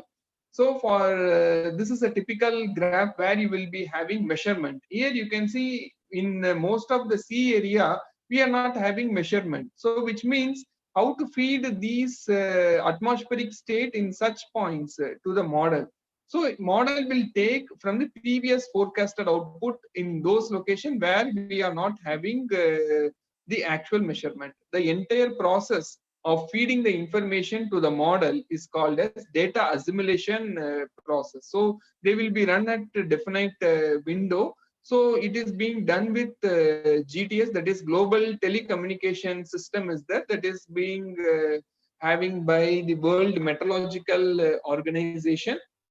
So they are having a national entity. So each national entity is responsible for collecting the data set. For example, in India, it is being done by the IMD, is the official national entity for collecting the weather related information in India.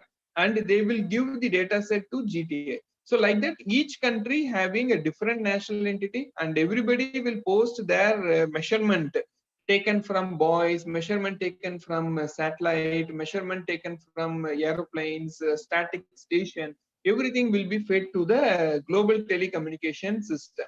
So anybody wanted to run the model, they will run the model at definite interval of time, like 00 UTC or 6 UTC, 11 UTC, something like that.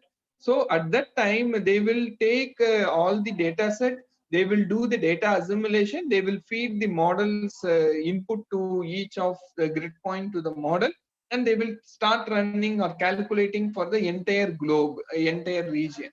It is not advisable to run the model at very high resolution, because at the end up you will be having a lot of calculations to be done in order if you are going to expand the resolution. So it's not good idea. And moreover, you are not having interested anywhere in this sea area. We are very much interested in the land area only, wherever we are having wind turbines. So in that case, they will run the model at higher resolution at certain point in space, and they will run the model at lower resolution at outside of the space. So this process is normally called as nesting and parameterization. The horizontal split of the globe is called as horizontal resolution, and vertical split of the globe is called as vertical resolution. And if you are solving your model for the entire globe, it will be called as a global model. And you are running the model at very high resolution in your area of interest. For example, entire Chennai area, you will run at very high resolution, and entire Indian area, you will be running at a little bit lower resolution.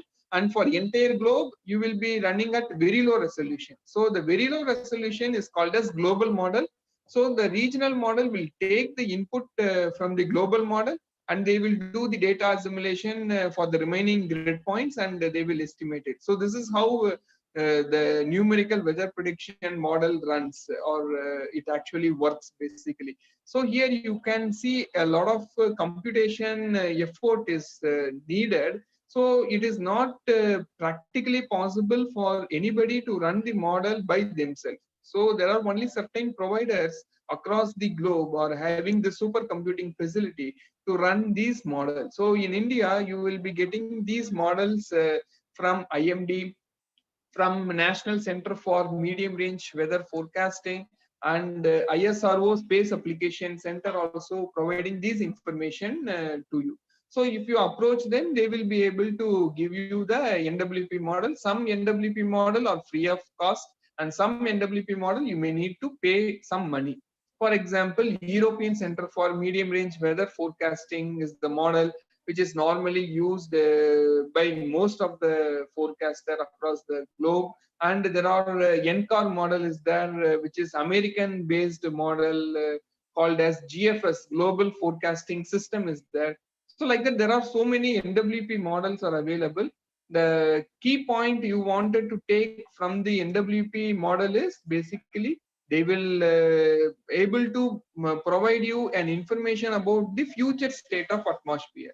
So from the future state of atmosphere, you will come to know wind speed, wind direction, temperature, rainfall, pressure, and GHI, radiation, flux, evaporation, rainfall, everything you will be getting from the numerical weather prediction. Even Akku Weather Company or various weather providers which we will be seeing in our cell phone are using these numerical weather prediction model. They are using their own data analytics statistical model to correct the systematic error available in the numerical weather prediction, and they are giving you a weather service to you. So they are telling this date you will be getting rainfall, or this date this much amount of temperature is going to be happening. So using these input, we can give to our wind flow modeling tools like CFD tools, or using wind flow modeler to actually compute what is the local effect influenced in this typical site, and then you will estimate the wind power. So this is the overall chain you should be knowing. And one last point I want to tell in numerical weather prediction is it is not possible to model everything with some governing equation. So wind can be modeled with governing equation, but solar radiation, temperature, rain, vegetations, all these things cannot be modeled with governing equation. In that situation, they have so-called parameterization of physical process. So in order to happen parameterization, they will have a typical algorithm or flow chart, which is typically tells about if my rainfall is this much and my wind is this much, temperature is this much, I will be getting this much solar radiation. Like that, they will compute for the other parameters, and they will also provide along with the numerical weather prediction model. So far, we have discussed the various fundamental aspects of forecasting. Now, it's time for discussing, for establishing an operational forecasting system in your office or in your college. What are all the things you should be having? How to start your process? The first process will start from meteorological data collection. So meteorological data is very essential in order to build any good statistical or physical model. So the first step, you can get the meteorological data from the MetMast. So in MetMast here, they will measure, they will install these many sensors at different heights. Anemometer will use to capture the wind speed. Wind vane is used to capture the wind direction. Temperature humidity sensor will be capture temperature and humidity. Then pressure sensor will calculate the barometric pressure at 10-meter height and 100-meter height. So this pressure data is used to calculate your air density, which is again linked with your power output. And for solar forecasting, you may need to use the pyranometer, pyrheliometer. Additionally, apart from these wind meteorological sensor. So here there are, if you talk about, if you go to our NIWE website, the National Institute of Wind Energy website, yeah, there is a separate page called Wind Resource and Solar Resource Assessment, wherein you can find out a list of stations where we installed these MetMast and as well as solar stations. And you can also purchase the data set, time series data set captured at different point in location where you want to have the model. Apart from NIWE, there are a lot of private developers also installed such MetMast across the country, and they will capture this data. So the first step is to calculate or capture all the meteorological related information of your area of interest. Then we have to capture or collect the various power related information. Some are static and some are dynamic. What is static? One is wind farm details we need to know. What type of wind turbine they are using. That wind turbine power curve we need to know. That wind turbine thrust curve we need to know. What is the efficiency of that wind turbine? What is the rotor diameter? What is the hub height? And how many number of turbines are available? Geographical location of these turbines. In case of solar park, what type of technology they have used for the solar panels and the inverter technology. All these things we need to capture from the site. And also we have to understand in which substation or in which feeder they typically connect the wind turbine. So that will help you to understand what type of power output you will be getting at aggregate, at wind farm level or meter SCADA. So you may need to collect all the dynamic data set of power output, wind farm meteorological data set from site, and we have to establish a robust data management system to manage it. And next step is we have to collect the numerical weather prediction model. So the NWP process I already explained. There are two type of NWP you will be getting at output. One is global NWP, another one is regional NWP. Regional NWP will having higher resolution, global NWP will having lower resolution. By seeing this picture, you will able to understand or appreciate what is the advantage of using the higher NWP. See, this is a typical temperature graph wherein you can see the effect of mountain is there very clear in the high resolution NWP, but in lower resolution NWP, it is not well captured the effect of mountain. So your accuracy of model will get lower in case of low resolution NWP. In case of high resolution, you will be able to capture this feature. But it doesn't mean that all the time your high resolution NWP will work out. Because of various limitations in the NWP model, there may be error in your modeling technique or giving the input to the model. So in that case, it will either do overestimation or underestimation of the typical process. And we have to be trade-off for choosing what type of models we are going to use it. And then we can use various NWP so that we can do the ensembling process, which you can estimate the probabilistic distribution for the different model output, and you can give the confidence interval to the user so that they will decide whether to trust your forecast or whether they need a plan B for in case of something goes wrong or in case of any error. So you will be getting these data set for entire latitude and longitude. Suppose if you are talking about the global model with 25 kilometer resolution, you will be getting about 15,000 points, 15,000 measurements of wind speed forecast for every hour. Like that you will be getting for 7 days. So ultimately you will be having, suppose if you are having 10 days forecast means, you just simply multiply by 10, which means 1,56,000 point your computing power should be able to capture or doing any sort of analysis. In case of high resolution, for one typical hour, you will be getting about 8 lakhs point. This is 4 kilometer resolution. So if you are going to increase 1 kilometer resolution, it is going to be more. And you need to process more than 81 lakhs of data points in order to store it or in order to manage it, or we have to do the spatial analysis and extraction, and finally we have to store it in our database. So the computation power also plays very much role in terms of handling the numerical weather prediction data set.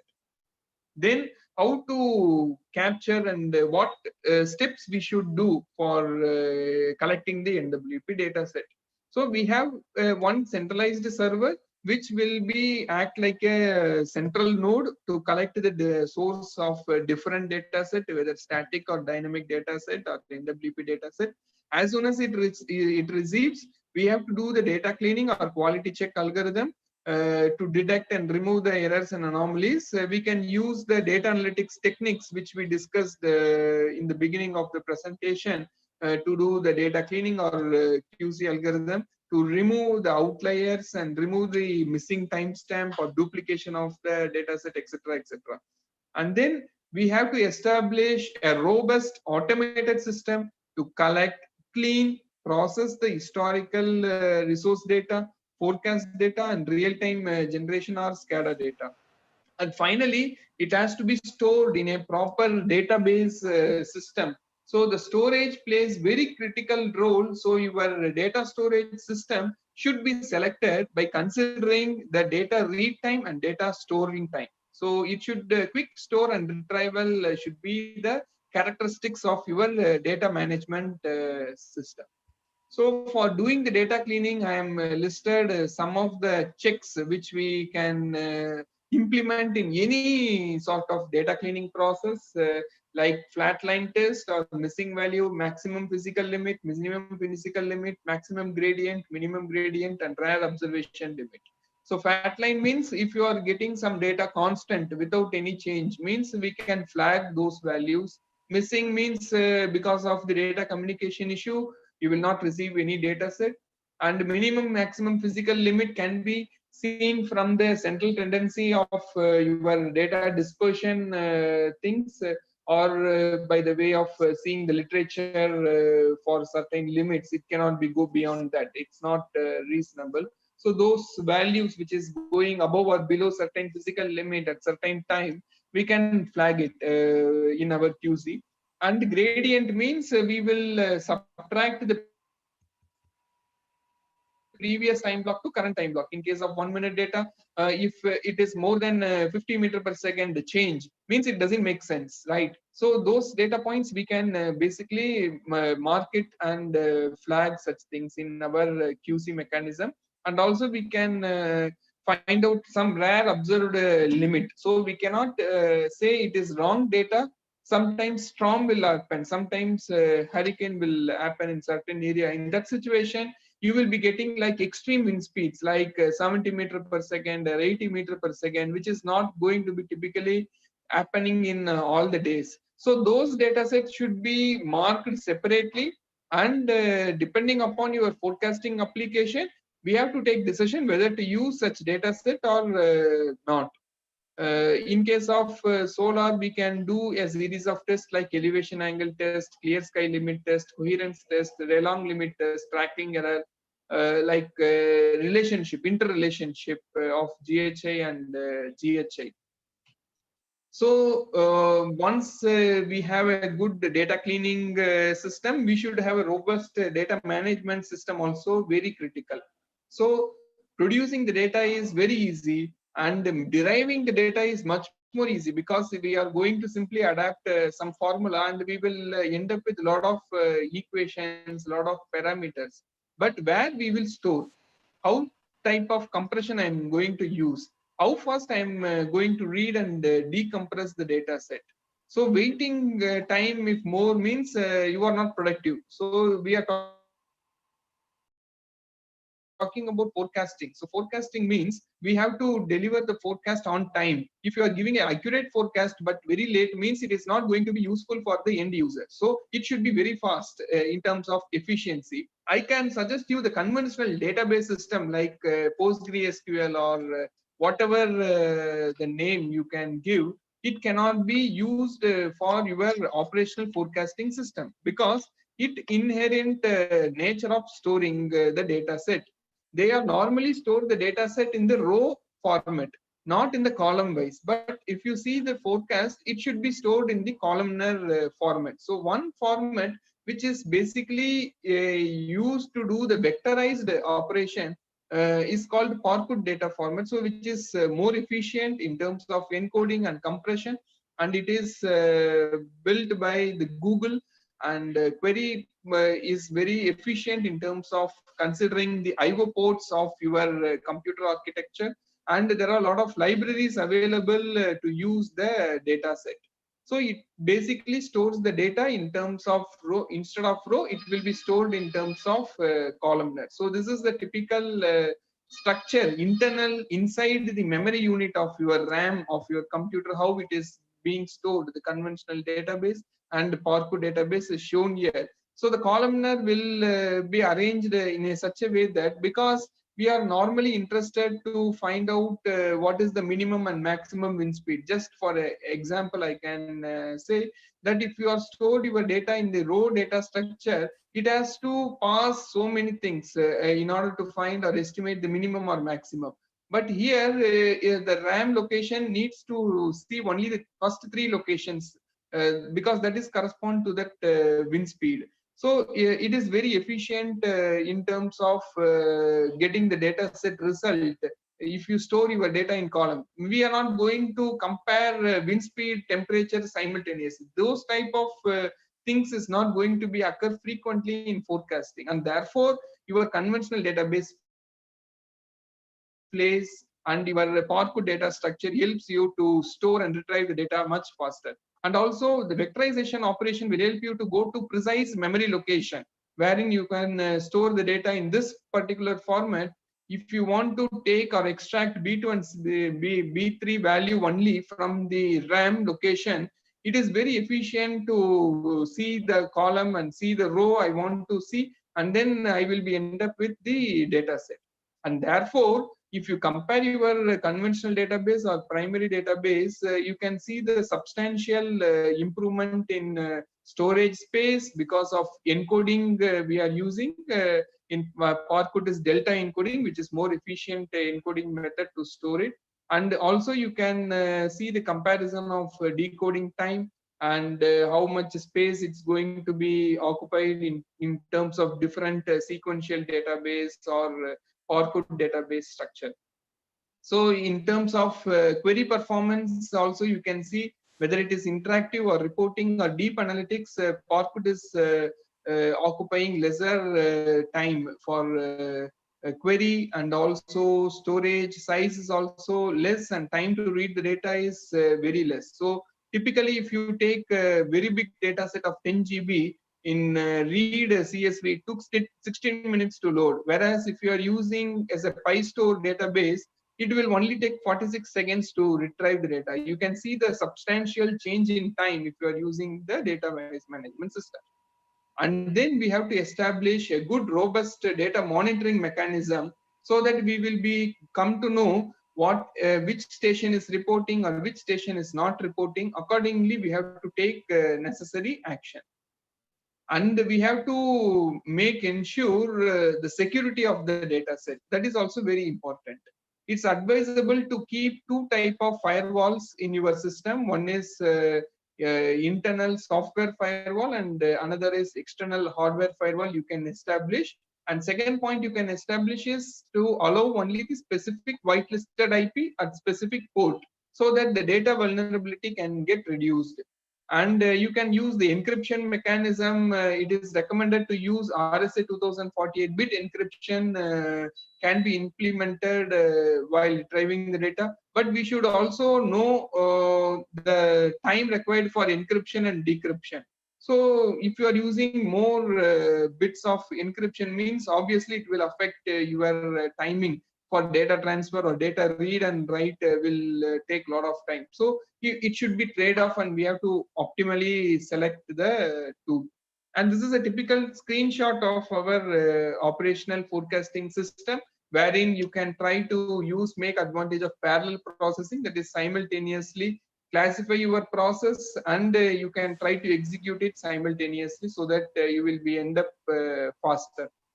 Also, we should develop a portal or some data delivery system to share your forecast result. So let us quickly go through how we have adapted our forecast. So far, we have seen various blocks how to do the things. Now I will be compile everything in one single slide. That is, we will be getting the real-time generation data and static data, historical data set from SLDC. And also we are getting from the numerical weather prediction data set from different sources. It will come to our centralized server. We will imply the data cleaning and quality control check system to clean the error data. And finally, it will be stored in our PowerPoint data management system. And we are having a monitoring and schedule system, which will trigger our forecast model a definite amount of time. So your forecast model consists of 4 modules, 2 physical model and 2 statistical model. So the physical model and statistical model will run in parallel and in series as well. So there are 2 groups of models are available, and these models will generate about 45 different output for typical substation or typical station, we can say, typical wind farm, we can say. This 45 output will comes to our dynamic model selection module. Our algorithm will filter out the error model output of certain characteristics and of the weather condition, and it will optimally select the better model from the 42. And this process will be repeated for all the substation. We are doing about 300 plus substation across India, and we are covering almost all the RE rich state except Rajasthan and Madhya Pradesh, which we are in the progress. And finally, it will comes to aggregation system, where we will do aggregation of all the data set, and final forecast will be given back to SLDC. So this is our forecasting framework works.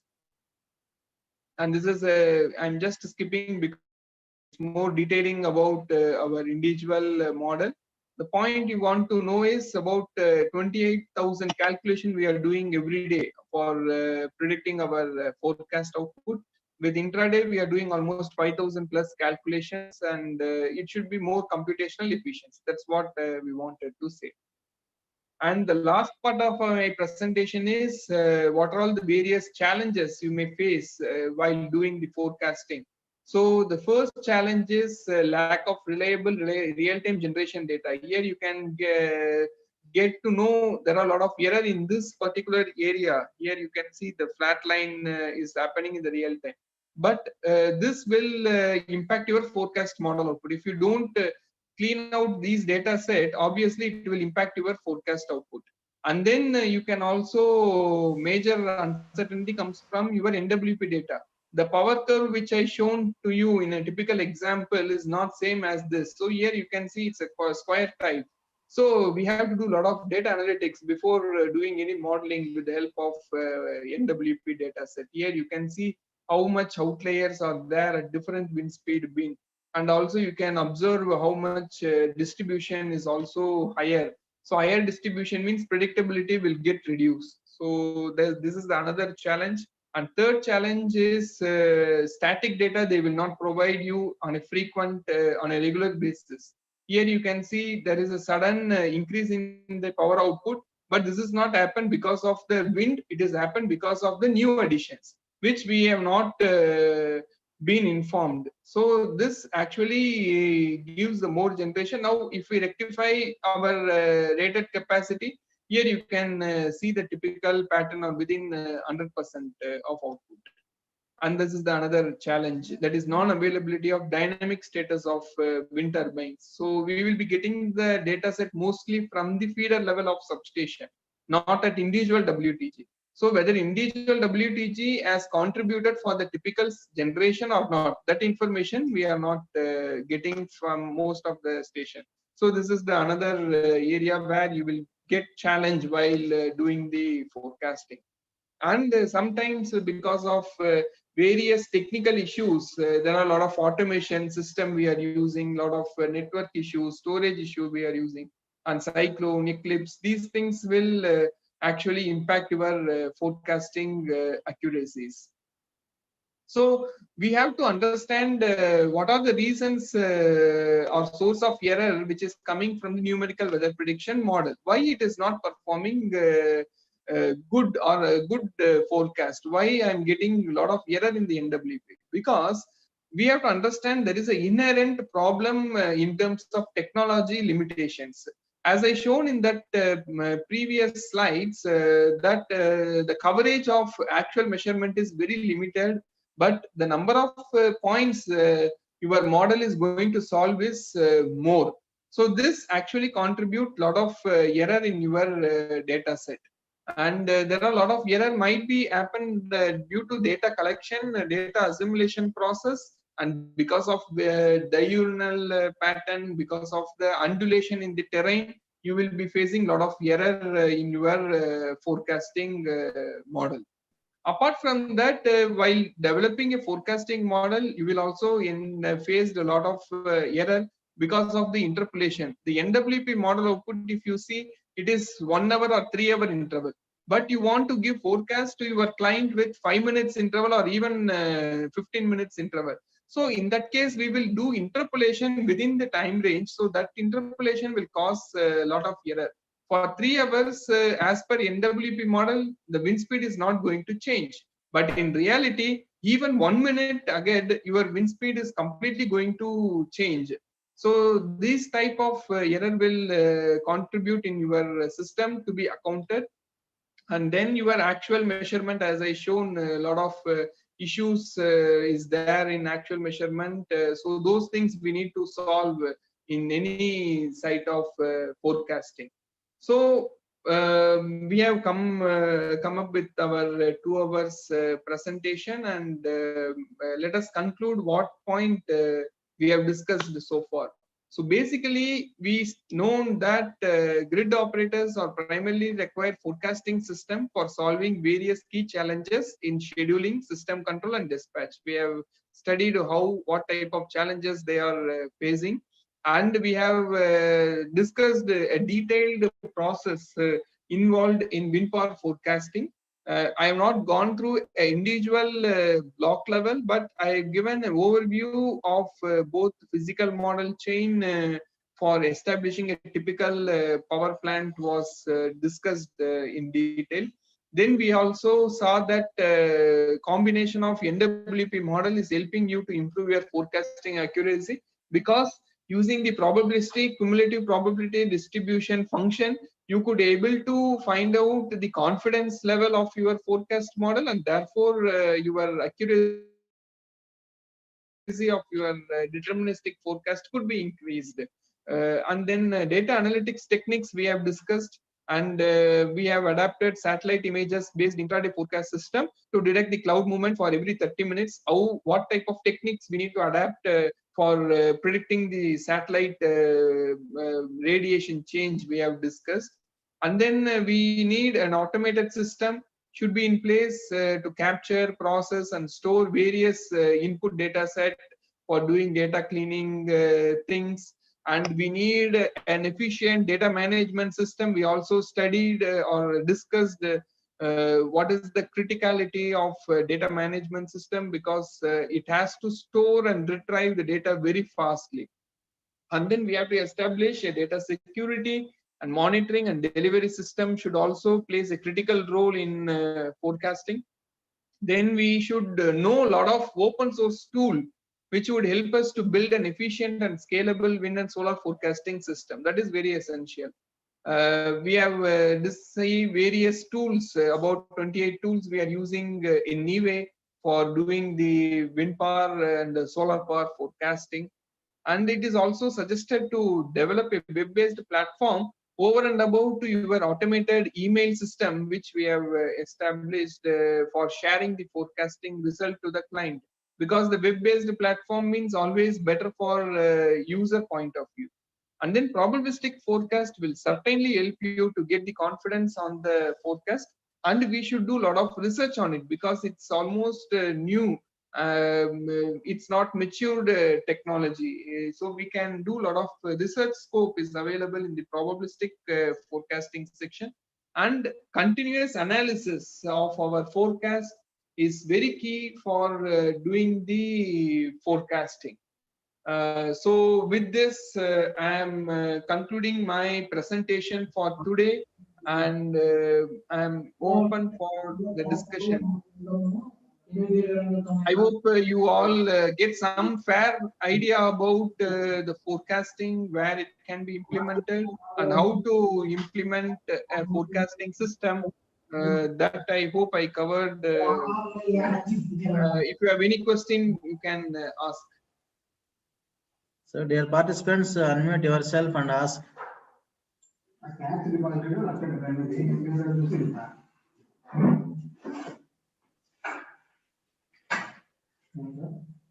Any doubts regarding the forecasting and prediction?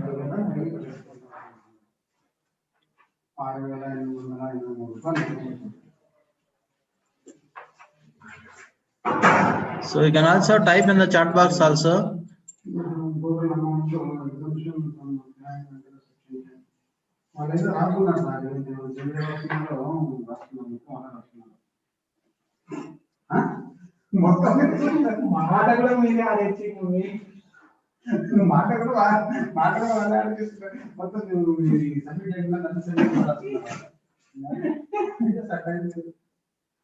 Abhilash, any doubts?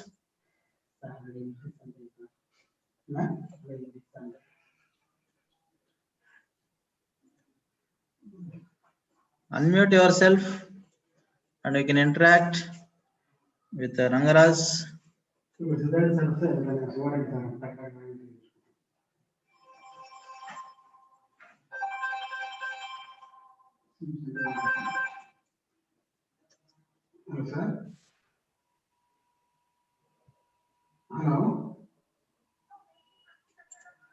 Hello, sir. Sir, Vijay Kumar sir, please interact with Rangaraj. Good afternoon, sir. Good afternoon, sir. Yes, sir. Sir, very excellent, exhaustive, informative talk, sir, on 2019 March and data analytics. Sir, if you want to take up any project work for BTech students, Yeah, sir. We are doing internship program is available in Nive. So interested student can also come and do their project work as well as internship at Nive. okay, sir. Okay, sir. So you may contact Mr. Bhupati sir. Yesterday he has taken one class, no? So he is in charge for that. So if you write form, you may need to fill and get signature of your college. And if you submit, they will provide you internship project work to the students. We are offering that. Sir, our students want 1 month, sir, 4 weeks. Yeah, yeah. So the duration also, there are flexibility is there. So if you go through our website, all the information is available, sir. What is the requirement and who is eligible for that? So totally we will take 25 students at a time. So based on their abstract given to us, and there is a committee is there. So that will select the best thing, and if it is get shortlisted, they can do the internship here. Sir, one more thing, this data analytics is a software tool, sir, or? So the data analytics, what we discussed today is techniques, sir. We are using Python-based scripting for doing a lot of data analytics, and apart from that, like IBM Watson Studio or a lot of SPSS software is there, statistics software is there for doing the data analytics work. So, NumPy is better, no, sir? Sir, your voice is getting break. Someone background can be mute. I think. Yeah. Yes, sir. Now you can tell, sir. Sir, NumPy program you told, no, sir? Yeah, yeah. NumPy is one of the package in Python, sir, for doing all sort of mathematical operation in Python, particularly vectorization. It's a concept called using matrices. We can actually speed up your calculation process. As we see that about 28,000 calculation we are doing means something can be done in parallel. So that can be done with the help of matrix logic, and that can be achieved using NumPy package in Python. So accordingly, our system should have that compatibility, no, sir? No. If you are having some basic configuration, you can run. The thing is how fast you are going to take place. Suppose parallel process, if you are going to have it, means you need more RAM. If your data set is going to be huge, means you need more RAM. Other than that, a typical laptop can be used for research work or for modeling. That is more sufficient, sir. You don't need much computing power for running the Python or this thing. So it depends on your application and your parallelism you are going to achieve. So that will only be the bottleneck. Okay, sir. Sir, how But to in get data, sir, for a particular location or site of wind power station? no, can you repeat one time, sir? How to get the data of a particular wind power station? Yeah, you can. It depends on what type of parameter you want to approach. Suppose if you want to collect some meteorological related information, there are a lot of providers, both private and government is there. So from government side, we are the authorized to do the wind energy related mast installation. So if you go to our website, there are a lot of wind monitoring station list will be there. You can see the latitude, longitude information as well. And if your area of interest is nearby to that, you can go through our website that how to purchase and how much cost you may need to pay for getting the data will be available. Apart from that, there are a lot of private players also doing this wind measurement. So from them also you can alternatively purchase the data set. As far as wind power is concerned, you will be getting from two sources. One source is SLDC, so state utility company like Tangetco, KPTCL, or Karnataka Electricity Corporation or AP Genco. So these providers will have one renewable energy management center. So that is called REMC. All RE states having one REMC center will be there. So they will be having substation level power data. So if you approach them, I don't know whether they will give you for free of cost or they will charge for it. You can approach that. That is one source for getting power.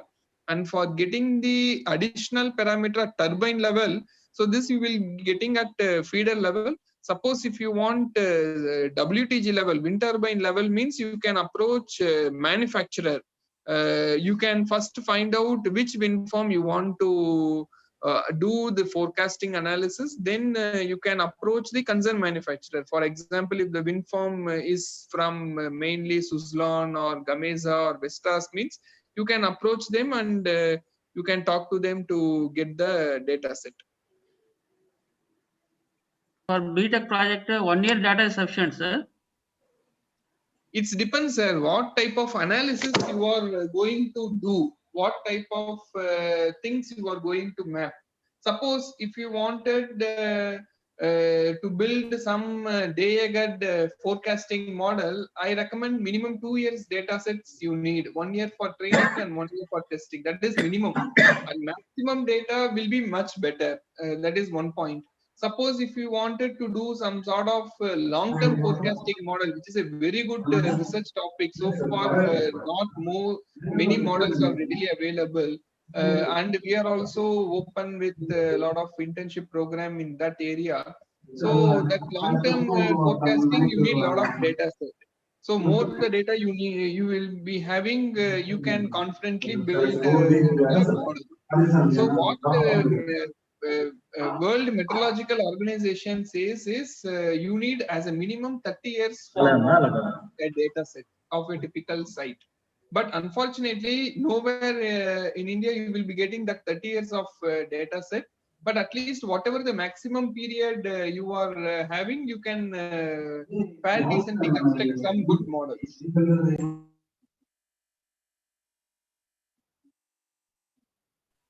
Okay, thank you very much, sir.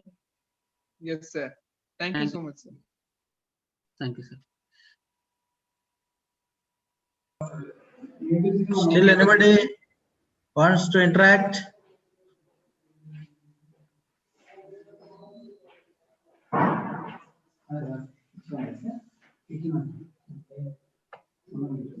Anybody wants to interact?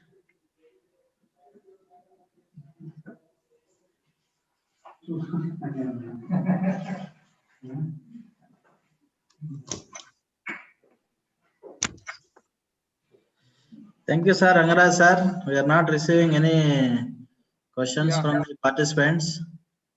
Yeah.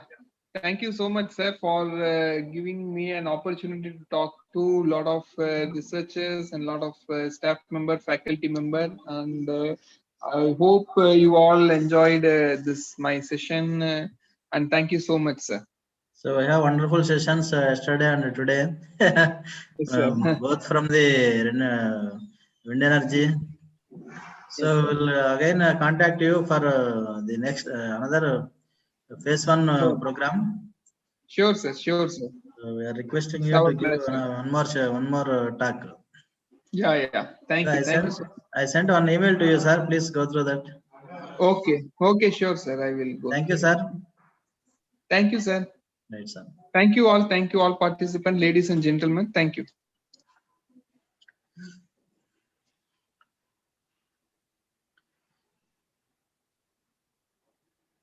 Now you can leave, sir. Yeah, fine. So, dear participants, that is the morning session. In the afternoon session, we have the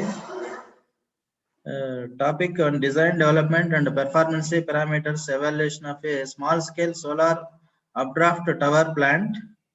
After that, there is a virtual visit of solar measuring instrument, which is available at Incubation Center, RGMs at Nandyala. So, all of you join at 2 p.m. Sivareddy sir, Sir, the afternoon talk by Sivareddy sir. one is from Ramakrishna, Okay, okay. another one is from Sivareddy. Okay, sir.